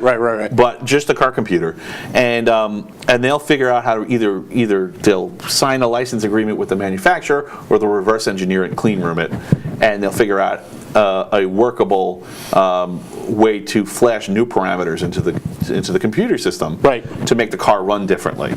So the problem is, you know, guys will buy this stuff, right, and put it in their cars, myself included. Right. Fortunately, it's an old school car, so it just has the car computer, no other computers. Yep. And what if the support ends? What if a new requirement, you know, let's say they change the law and you have to be able to flash it back to a stock computer just to get to inspection, and then you can flash it back to whatever you want. Right. I mean, I don't think it'll be that benign if they ever go that route, but let's just imagine they did. You're screwed. I saw in Europe, I was reading online, I think today, in Europe they were saying in like the next few years, cars are going to have to start having speed limiters in them so that you can't go over a certain speed, and they're going to start building infrastructure that will be able to talk to the car to tell it what speed you can't go over in Europe, and they say it's going to save millions of lives. If I could throw this table through that wall right now, I would. That is insane. It is. I mean, I don't know if you're going to do the crime, do the time type thing, but you know, if I want to drive 80 miles an hour. Right. Well, aside from the Autobahn problem, where you're doing it for just pure joy, right? You know, one of the reasons, you know, I know you don't ride, but I can tell you this with authority, and I don't think anyone's going to disagree with me. If you ride a motorcycle, one of the reasons that people like to get motorcycles with big engines, even though they're heavier and harder to handle, is because if you have a nice, powerful, 60, 70, 80, 90 horsepower engine and not a lot of weight, if you get into trouble, you just blip the throttle and you're out of there. Right. Not anymore, I guess. Right. Right? You can, it doesn't happen very often, but it only has to kill you once and you're dead. Right, exactly, and that doesn't matter anymore. It doesn't matter anymore. If my speed limiter blocks me from getting out of one bad situation that gets me hurt or killed, right, that's the fault of the people with this brilliant idea. Yeah, I mean, look how the technology's helped with that 737 MAX 8 plane. Right. No, I understand that there's, I don't know. I'm kind of libertarian on this, so it's just. I understand that maybe why they put an absolute limit on sport bikes. So the example of motorcycles, sport bikes, they put a limiter, a legal limit. You can't go more than 217, I think. Oh, okay. Because it was late 2000s as opposed to 2010s. There was just this huge competition going on. Right. They were trying to come up with faster and faster and faster sport bikes, and people get killed. Right. They just hit the throttle until it doesn't go anymore. Right. And. But on the other hand, I don't want to stop people from making their own crazy decisions. You got to help Darwin out. Yeah, it's brutal, dude. Oh, it's brutal, but it's true. It is. Well, because I've been to helmet-free states. I wear a helmet. I feel dorky, but I don't care. Yep. Because I don't want to crack my skull open. I don't. Fallen off my bike twice. It happens. Yep. And sometimes it's completely beyond your control. Yeah. Sure, you can always go back and find a mistake you made, but sometimes it's just the circumstances are beyond your control. And if you have good gear, yeah. But it should be my choice. Yes. I don't agree with helmet laws. I think they're garbage. Maybe they should mock you at the DMV, like, look at no helmet guy. Make fun of you. Right. But, I like peer pressure. I like social pressure, but I don't know. I've seen, as a technocrat, came back around. As a technocrat, you understand the technical limitations of the thing that you're working with better than maybe somebody on the outside looking in. And maybe they had good guidance, and maybe they're well-intentioned, and maybe there aren't going to be any unforeseen consequences. But those are three big maybes. Right, exactly. And you're asking government to do that. Right.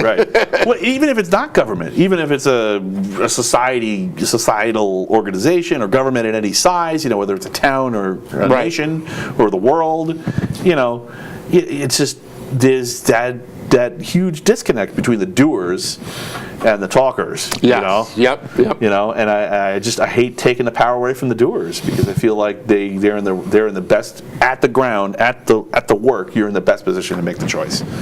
I don't know. Is that right, or? Yeah. No, I agree. I think the more you can push further down, the better off you are. Because it's kind of like if you're in war, the grunt soldier is on the front line.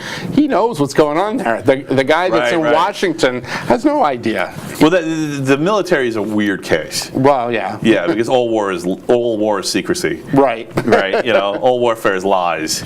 Right. So and secrets. So you have to keep this massive organization organized, and yet you can't let anyone else know what you're doing. Right. Because that'll kill you fast. Right. Loose lips sink ships. Yes. But military is kind of a special case. So you can't use that. You can't use military as an example for society. Yeah. No, I agree.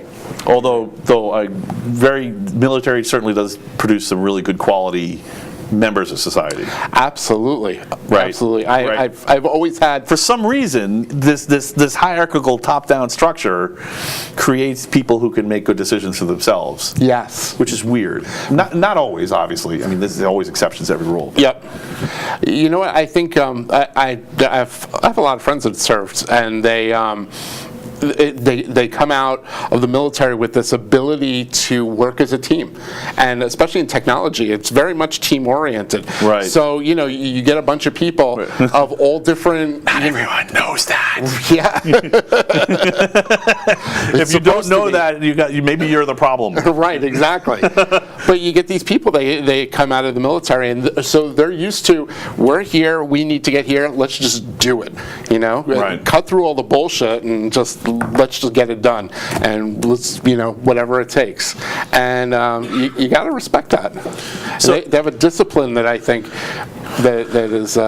I think that's why you see countries that have like a mandatory national service tend to do well. I mean, if you look at like Israel, I've heard that pitched here, but I think there's also the fear that it's going to turn into that it can become a mechanism, a control mechanism.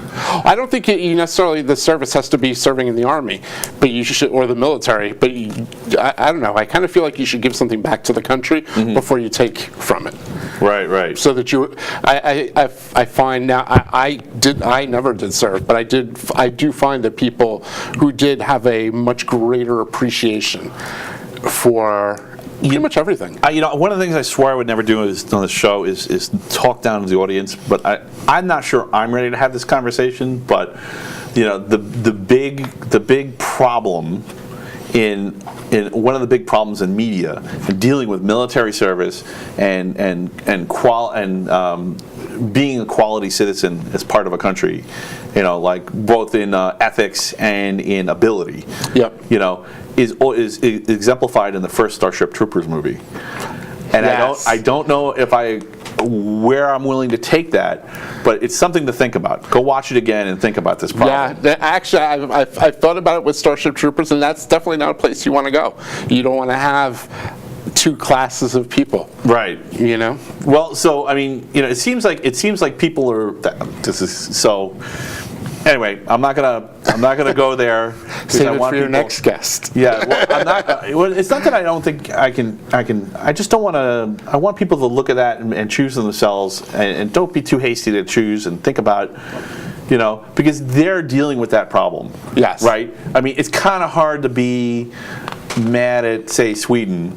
Is Sweden one of the ones where they have mandatory military service and gun lockers that everybody has access to? I think it's Sweden. It might be. Or Switzerland. Switzerland's the one. Yes. Thank you. Sorry, Sweden and Switzerland. They're completely different, right? One's Viking, one's in the middle of Europe. Yeah. It's all in Europe. It's all Europe. Kind of, sort of. Yeah. So, but Switzerland's the one that does that, and it's kind of hard to be mad at them and then be mad at Starship Troopers, right? Because they're kind of doing the same thing, the mandatory military service. Or Israel, right? Israel has mandatory, so to be really, to be considered part of the society, you need to serve. Yes. So, and it gives you... And honestly, I don't, is Israel a military dictatorship? Is it this terrible fascist state? I don't think so. So that's why it's a sticky problem. There's a lot of pieces, and I don't think people are still dealing with the craziness in the politics today. Yes. So I don't think people are ready to talk about this. I think we can backpedal 2 steps and deal with the simpler problems first, and then. So my Windows computer blue screens. Yeah. You don't run Windows, do you? No, I have a Mac, and I alternate between a Mac and Linux. I have a Linux VM on there. Right. But my primary machine's a Mac. Right. No, I'm not a huge Windows fan. Right. When did you stop? Were you always not a Windows fan, or? When I was in college, I learned the computers I was programming on were VAXs that were running Ultrix. Mm-hmm. So that was my first experience. And then I kind of, when I got out of school, I had, Unix experience. So at Cheyenne, they started making a backup product for Unix for Solaris, and they're like, oh, Unix, so you can help us with the Solaris. So I was always the guy that knew Unix or Linux. Right. So I got to keep the skills kind of sharp.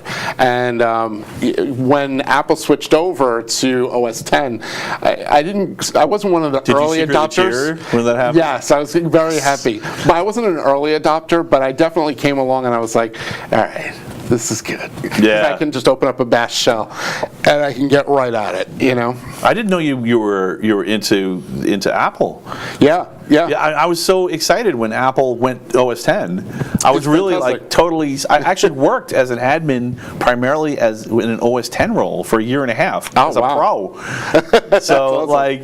it was, and I was never an Apple fanboy or anything. Right. In fact, I kind of like whatever. And I worked for that company ShopWiki. I worked for them, and they were like, "Oh yeah, we use Apple for everything." I'm like, "What?" And I'm like, "I don't know anything about that." I'm like, "Don't worry about it. If you know Linux, you'll figure it out." Yeah, it's really if you know Linux, if you want to learn Linux, Apple's a great way to start, to get into it. But if you're doing most of the stuff I work on today is cloud based, and most of the cloud stuff is Linux based. And once you start getting into cloud and you start getting into microservices and containers and all that stuff, it's all Linux based. But I can run all that native on my Mac and then migrate it up into the cloud. Right. So it's all That's good. cool. Do you download it from Git and compile stuff there? Do you use the port? The BSD ports, I don't know if you know about that. Yeah. There's like a ports kind of thing that you can run on OS X. No, I don't do. I run most things as a VM if I have to. I use Vagrant, or now I've started using mostly Docker.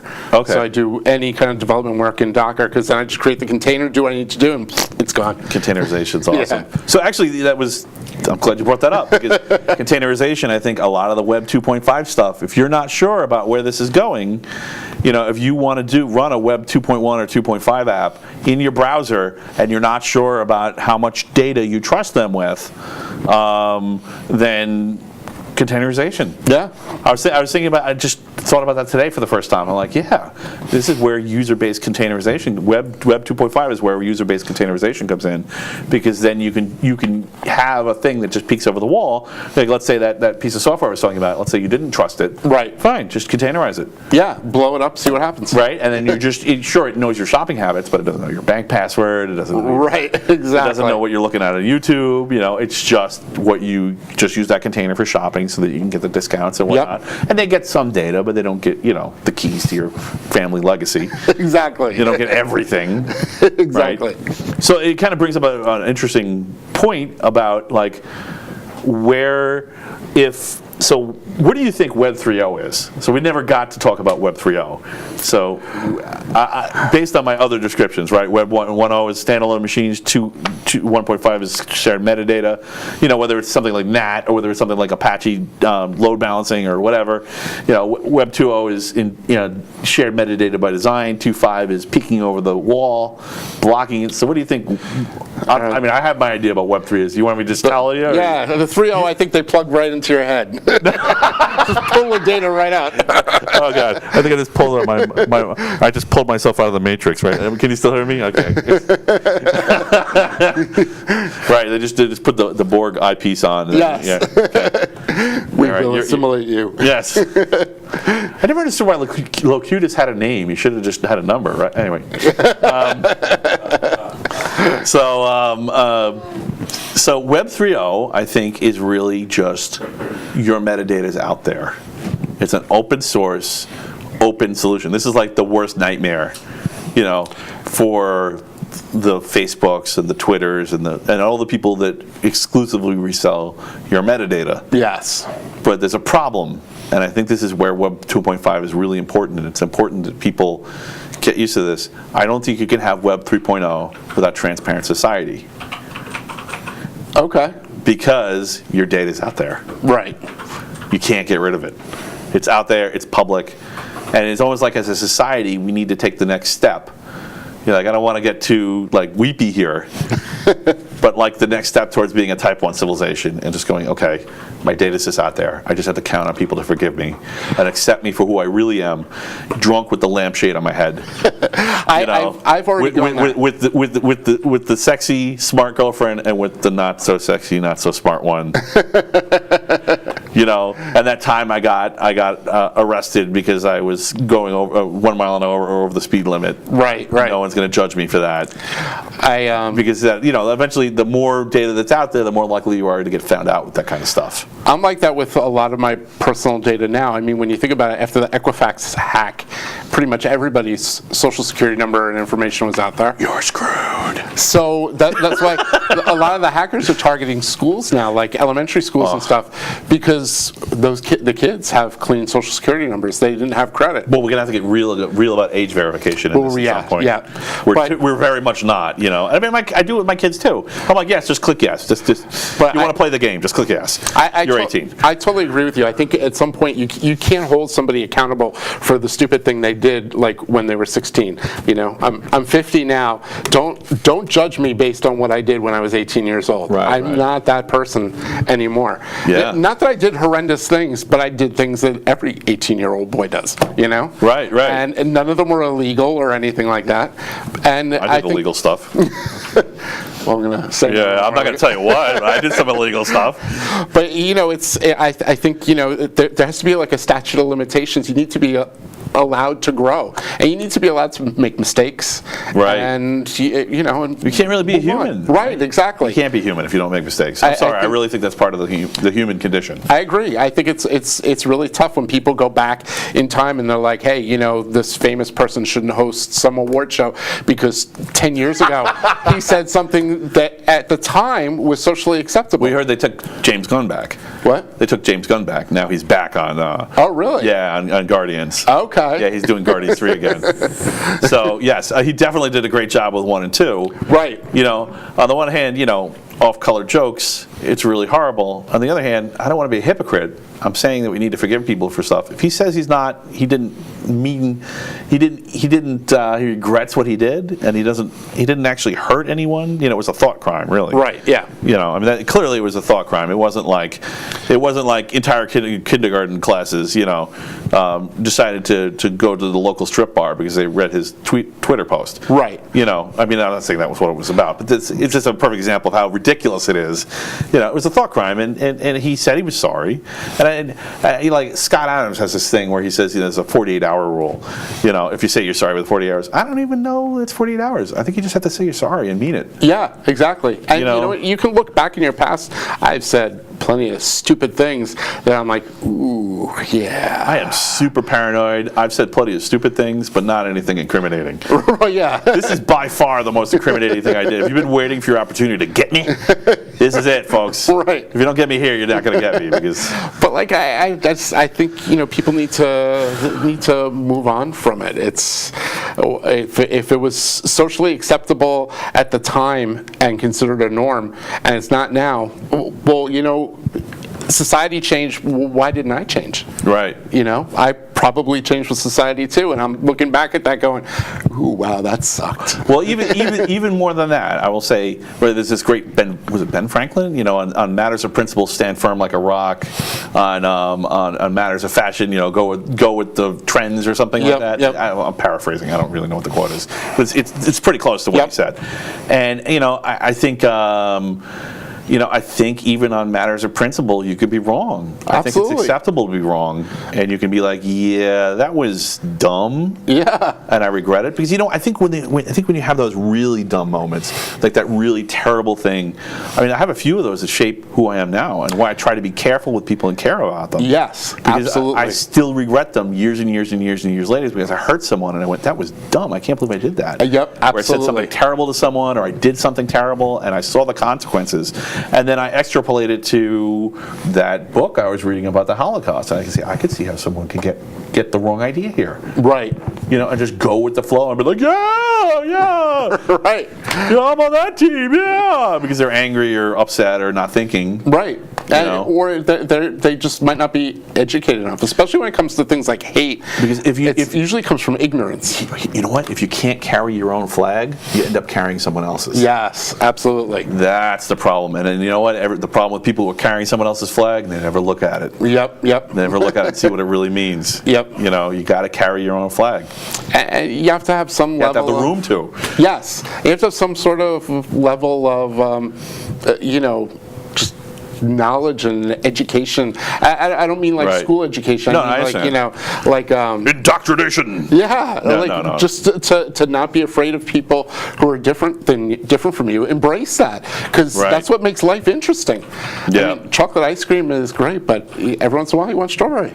Right. Right. or not embrace it until you're ready. That's also important too. Right, yes. Yeah, because this is like this huge thing where you have to know everything about everyone. There's like this kind of social movement, and that's crazy. And that's part of the reason that this craziness is happening, where it's turning into witch hunts, because people are carrying someone else's flag. This idea that you need to know everything about everyone, and you can't. It's a silly idea. It really is. And I mean, we have to work through. I mean, it seems like weird. Like, why would he talk about this on the Technocrat Live? What the heck is he doing here? And because part of the reason is because this stuff's in the way of Web 3.0. Yeah. I really think we need to get privacy needs to die. And I'm not saying totally. There'll always be some kind of privacy, but I think, for me, privacy is tied to property. So I think that property is a fundamental human right, and that privacy actually comes from that. And I'm not saying you have a right to any property at any time. There's a commons too. There's definitely a commons. I'm not saying there isn't a commons, but there were a common property where everyone needs to benefit. You can't. I own the ocean and I'm going to overfish it until everything's dead. Right. That's crazy. But at the same time, you have a right to some kind of property because it gives you some control of yourself. And I think on your property, you have a right to privacy. Yes. Yeah. But when you go out in public, when you're in the commons, that's the freaking commons, man. Yeah. And we as a society need to accept that, or we're going to be trapped in Facebook forever. Yes. Sorry, Facebook. I hate to make them the bad guy. They're not the only bad guy. And actually, lots of good things have come from it. I mean, the socialization and the network there is amazing. Yes. But the problem is that sometimes Facebook turns it into a casino. And it's not just them. All social media does it. I mean, even just the likes on a YouTube video, it's a casino. Ching. Yep. And people forget, if it's free, then you are the product. Right. And I'm okay with that. I am too. I just want to cut. I want my cut. Where's my cut? I want to be. You're getting the service, but you have to go into it knowing that. Like when you use Facebook and people are like, "Oh my God, they're selling my data." What did you think they were doing? How did you think they were making money? So one of the reasons I think that we got to the situation originally, so I had a kind of, so I never promised to not grow in the show.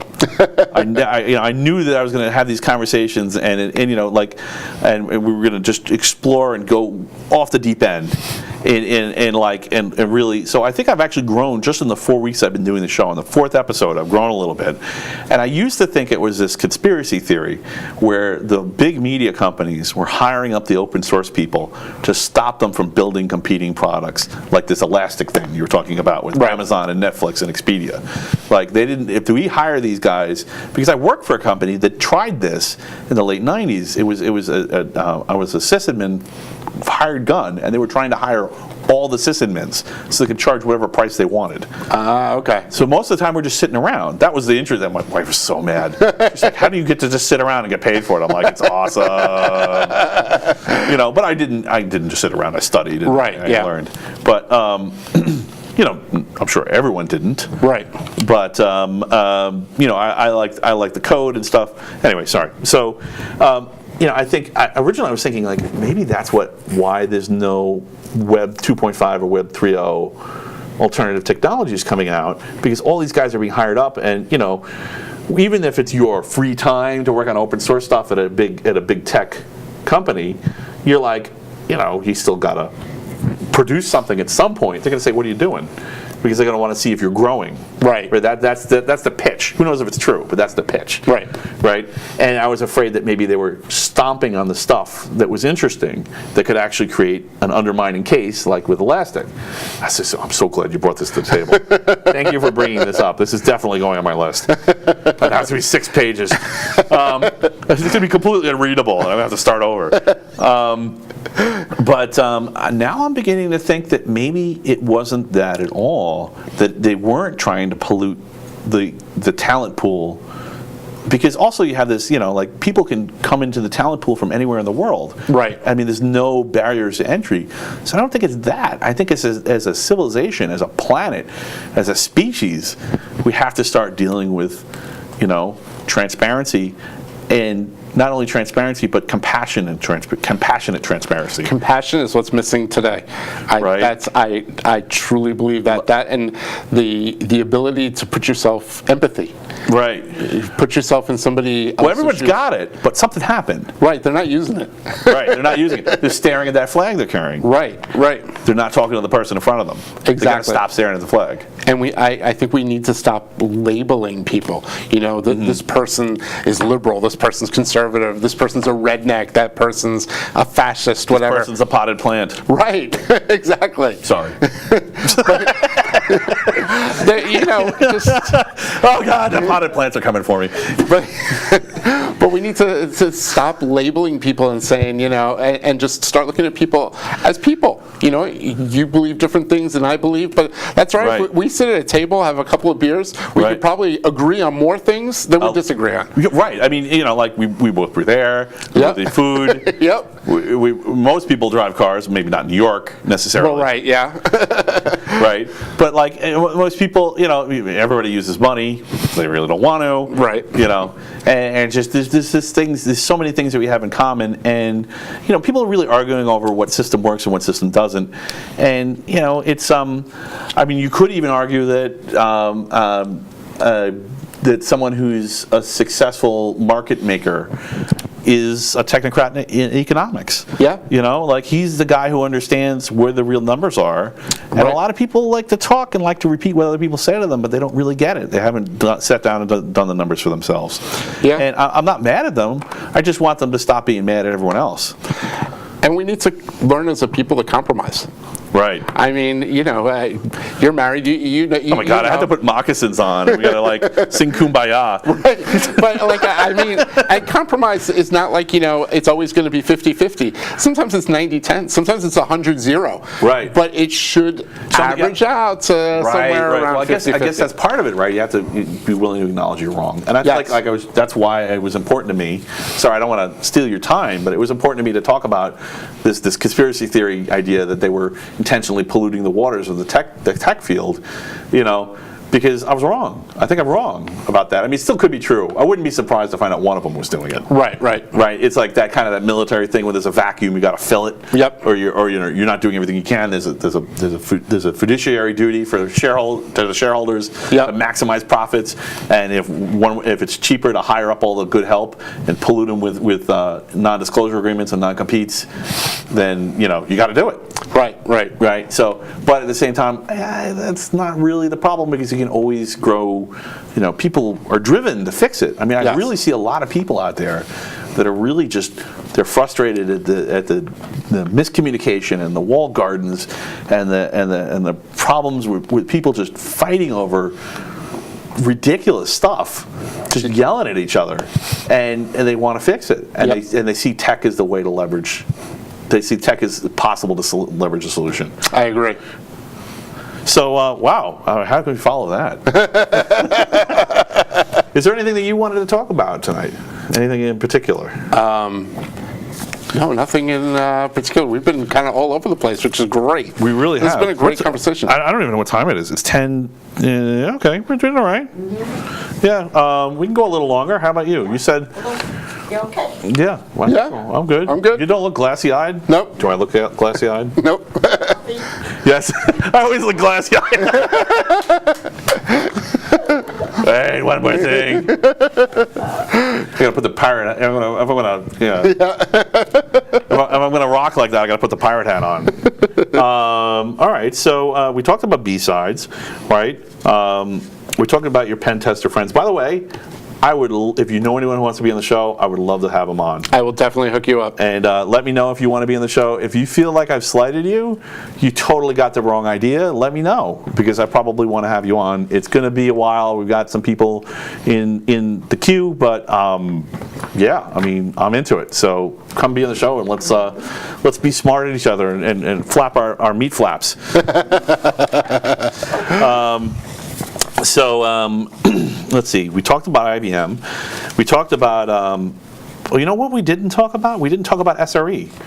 So, what do you think about? Tell me about SRE. Can you explain what SRE is to the audience? SRE You is did a great talk on this on our user group. Oh, thank you. SRE is site reliability engineering. It was a concept developed by Google.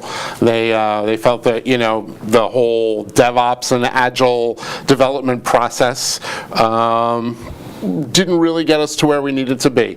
It still was kind of siloed. You still had developers, you still had operations people, and you're always going to have that sort of conflict because they have different priorities. Developers are looking to develop their code and push it into production. Operations people are looking to always have the systems up and running. And the best way to do that is to have no change. So you have one group that wants to change every day, and you have another group that never wants to change. So the goal is the goal is contrary to other goals, essentially. Basically, yes. It's poor goal making. Yes. Yeah. Okay. So, and that's what SRE really goes about. What Google found was they had a bunch of developers that actually had a lot of operational experience or operational aptitude. So they said, well, what? Sorry, that sounds like technical bubble. They had developers that actually understood how the systems worked underneath. They didn't just understand the code, they understood the underneath piece. So they took those people and they said... so they took the people out of the whole pool of employed people. And they said, picked them out. Okay, got it. You guys are the bridge. You're half developer, half operations. And what they found were these people started developing systems in code to control the operation, because they didn't want to do all the mundane things. They didn't want to create users and clear disk space and monitor backups. They automated all that crap. Right. And they kind of lived in a world of freedom. Right. Sorry. The best is when you do that and nobody knows you did it. You're just like, yeah, I'm working really hard. Yeah.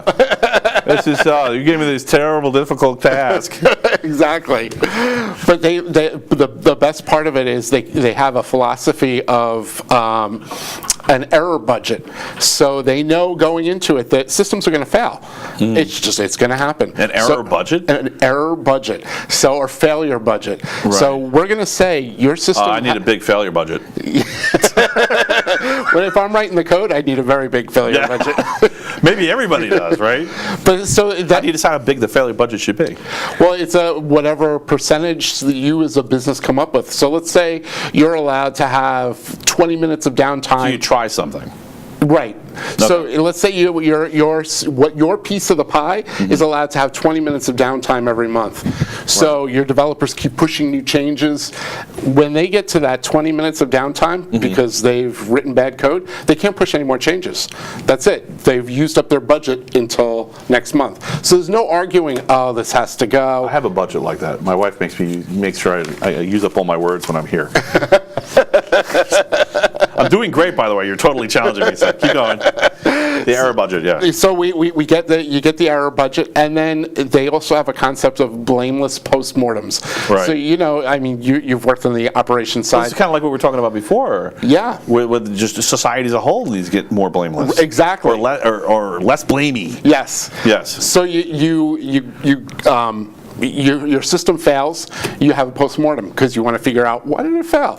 Well, when I first started my career, it was the system guys would go, it was the network. The network guys would go, it was security. Security would go, no, it was the systems. Somebody had to be the fall guy. In the end, It was somebody's fault. And usually the guy that wasn't at the meeting, it was his fault. Right, of course. Nice.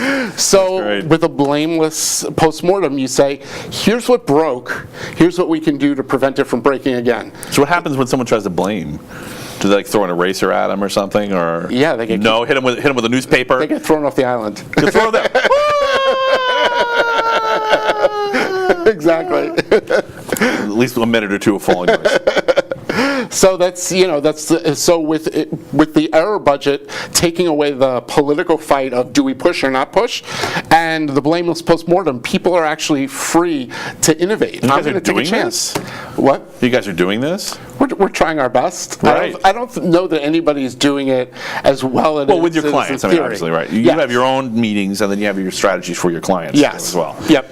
So, but you're seeing it working. Yeah, I mean, yeah. it sounds really great to me. I mean, when you told us this in the group, I was like, this is it. This totally blows DevOps away. It's a philosophical change, and it requires managers who are comfortable in their own skin, because you're kind of giving up a little bit of your control, you know, which is good. I think the more you push further down the stack, the better off you are. So here's a secret that not everyone knows, although I'm sure you do know it, which is that to serve is to lead.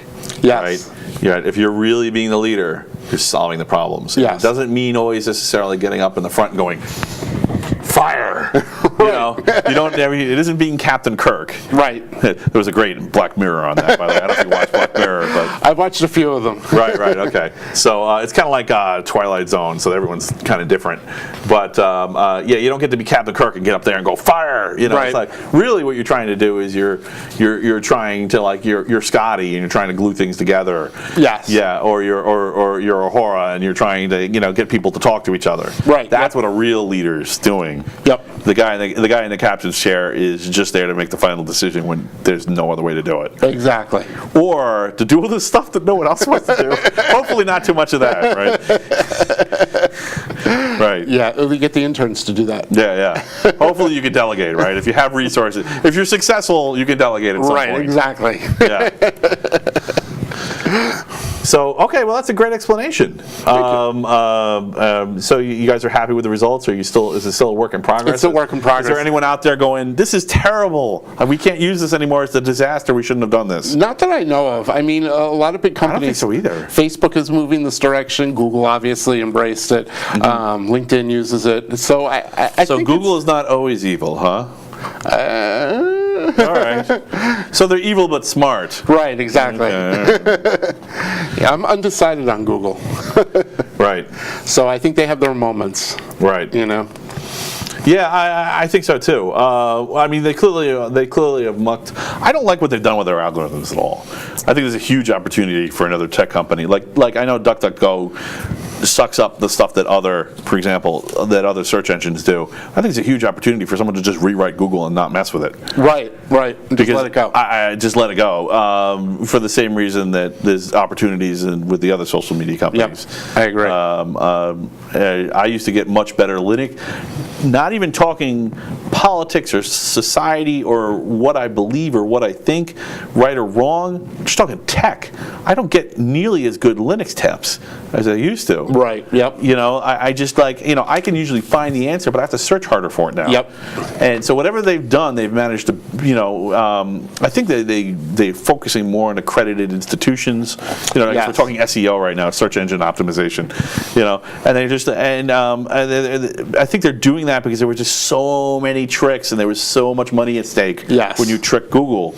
So maybe the key is to just have a bunch of smaller search engines, so there's less of a payoff, and then the trick only works with one but not another. But I just it's the risk of monoculture, which is the risk of Microsoft back in the day. Not all of that was their fault. Some of it was they were just the biggest target. Back Orifice was written for Microsoft because they were the biggest one. So I'm not thrilled with them either. All right, well, that was a great explanation of SRE. Thank you. Let's see. There's something else I probably wanted to talk to you about. There was something else in here. Hold on. Please hold. Oh, cryptocurrencies. How could I miss that? So, any input on cryptocurrencies? What are your feelings on them? I haven't got to talk to anybody about cryptocurrencies. Can you believe it? I'll be honest. Shut up about it. This gonna sound weird. I don't really follow it. Really? Yeah. Oh, wow. I thought for some reason you did. Okay. No. I talked with Rich about Bitcoin for a little while, because we were talking about Elliott Wave and market forecasting and that kind of stuff. I completely missed out on the opportunity, and I'm just like, it's not over, man. Okay. It's not done. We're just getting started. But okay, yeah. Well, I'm really so there's two things, right? You have the blockchain crowd, which is like, who cares about what any particular cryptocurrency is worth. Right. Blockchain is the future. This is the ultimate technology, and distributed databases are it, right? And then you have the crowd that's actually interested in the money aspect of it, and like the proof of Bitcoin's like the proof of concept thing. Right. So there hasn't been any blockchain projects or push in the organizations you've been working with or anything? No. Okay. All right. Well, I'm glad I got the chance to ask. Any thoughts on AI? I'm curious if you had any input on that, or either not. I realize AI is kind of a misnomer, right? It's not really smart, right? It's just piles of.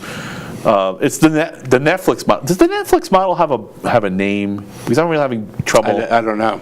Right. Well, why don't you tell us what I'm talking about? It's more of a machine learning type thing, right? It's machine learning, right? So I guess the Netflix model, in a way, is kind of like a human interjected machine learning model. Yes. Yep. Yeah. Yep. I'm a Darwinistic machine learning. Yep. Where the machine includes people. I don't think there's any. It's a cyborg machine. I don't think there's any machines that are going to pass the Turing test anytime soon. Right. So. Well, it'll happen. It will at some point. Yeah. I don't know whether it'll be in my lifetime, but it will happen. Yeah. Eventually, we'll feed them enough stop signs, and then they'll know. Right. Feed me buses. Feed me bridges. That's what we're doing. We're trying to optimize the algorithms for smart cars. Yep. People don't realize that. When it says find all the children. Yes. Or find. They don't do that because I hate those things. Yeah. They specifically don't. They actually. That's a terrible dark thought. It might be getting close to the end of the night, because I was just like, what if smart cars are running kids over because they don't want to deal with the liability consequences of putting kids in those photos, so they train the cars on how to avoid everything but children. Because they don't want to have to on that note, have a great night, everybody. Homicidal cars seeking out small children leaving school. No, this is just be a giant hole in their algorithm, because they're not really smart, because it's machine learning. Yes. Right? It's not like they're making a moral decision. Right, exactly. Hint, morality is part of intelligence. Yes. Anyway, but it's not like they're making a moral decision. They just have a big pile of code, and they just test the heck out of it. Yep. It's really, machine learning is just testing. You have a test suite. Basically, a machine learning based algorithm is only as good as your test suite. Yes, absolutely. Right. And so what I was talking about before with the Netflix model. So site reliability engineering is the Google model. And that's that idea where you're trying to create a currency based on failures. Right. And then use that currency, you distribute that currency in a sane way, and look at how it flows, and then you can figure out what the problems are. So yeah, Netflix uses a chaos theory. So chaos, I love it. They have a bunch of tools called the Simian Army. So they have Security Monkey, Chaos Monkey, all that stuff, and they literally go into their production infrastructure and will crash things to make sure that they can always recover from it. And it's a really interesting way of doing things. And they have a whole group of people they're like chaos engineers. That's their job, is to blow stuff up. Oh my God, that's so awesome. Which actually I'd probably be really good at just innately. Right. Nice. Yeah, me too. But I saw one of the Netflix engineers saying that every engineer at Netflix has the ability to push to production, and he's like, they've never had restrictions, and it's because their system is resilient, and if somebody makes a mistake, we can recover. Right. If you make something idiot-proof, they'll just build a bit better idiot. Exactly. Right. HR will build a better idiot in this case, I guess. Right. Yep. We found a better one. Okay. They'll come hire me. Go for it. Isn't that weird though? Seriously. Yeah. Like, at some point, the town fool could be a job description. Yeah. Right. How much crazy randomness can you introduce in it? People will become being a random number generator will effectively become a job. Yes. Yep. Whoa, this is getting bigger than me. Okay.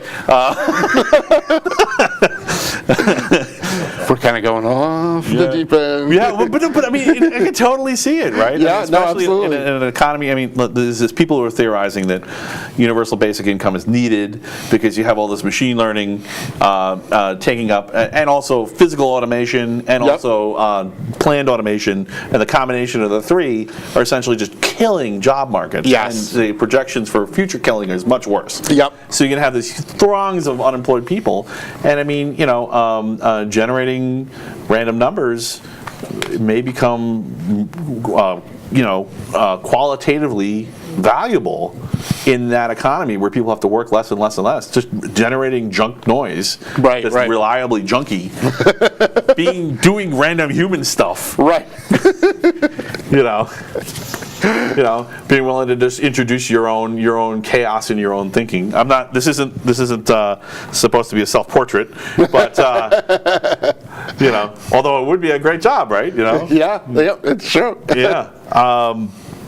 So I guess it's the chaos model of Netflix building into as creating the perfect test suite. So we know, intuitively you can tell the chaos model is always going to build the perfect test suite. Yes. Because you can't, you can plan some of chaos, but also chaos has to have random outliers too. Yes. Right? So is SRE going to run into trouble because it can't build the perfect test suite? You can only build it through things that you've encountered. I think that's where your error budget. That's where your error budget comes in. Right. So this kind of goes back to what I was saying about the cars, right? The Internet of Things. This is probably the last thing because we're getting we're getting too out there and spatial, right? But unless there's something else you want to add. Nope. So you have all these cars out there that could be hacked theoretically, right? I mean, once you've hacked a make and model, you own that whole make and model, and you could perform like a terrorist attack against an entire country, right? Sure. What are the police fleets use in that city? Let's shut that whole fleet down. Right. So, let's start running over people. Let's start running over people, right? The easiest hack would be to shut them down. Right. Yep. Because there's already code in there to do that. You just have to exploit the telematics unit, and you got it. Yep. Because you can just flood the network in the CAN bus. This is how they did it. This was, by the way, all that testing was funded by DARPA, by the way. So this is something the government's worried about. The private sector not handling. Yes. And what DARPA's really saying is, you guys are good at planning regular problems. This is the kind of thing that happens to us all the time, which is the kind of thing that SRE would be good at. Yes. Right? But when it comes to random or extraneous events, stuff outside the periphery, the edge cases, you're not good at handling this, and that's what the Netflix model is good at handling. So maybe it has to be some kind of blend of the two. Introduce one once in a while and say, okay, we're going to have a bad day. Yes. Declare a bad day. Okay, we're going to have if the currency is downtime, then you have a jubilee, right? Because you have debt, right? Of course, everybody owes everybody. And sure, the meetings are blameless, but the people aren't. Right. Yep. Right. You can be just constantly blowing it. Have a debt jubilee and let the crazy guy who just blows everything just go to town. Right. Of course, have reversibility on deck. Right. Whoa, yeah. And try to isolate it. Don't. But yeah, what do you think of that? I think that's definitely. What should we call it? See? You have this problem again. What the heck do you call this idea? Carry. Carry? Like the car? Yeah, there we go. Oh, there you go. That's perfect. And there you have it, folks. Carry is born. Joe, thank you so much for being on the show. Thank you for having me. It was fantastic. Do you really want to come back? Yeah, absolutely. And send more people our way. Both I definitely will. Thank you so much. Excellent. Thank you so much. Thank you so much. Thanks, guys, for all you do. I appreciate it. Thank you.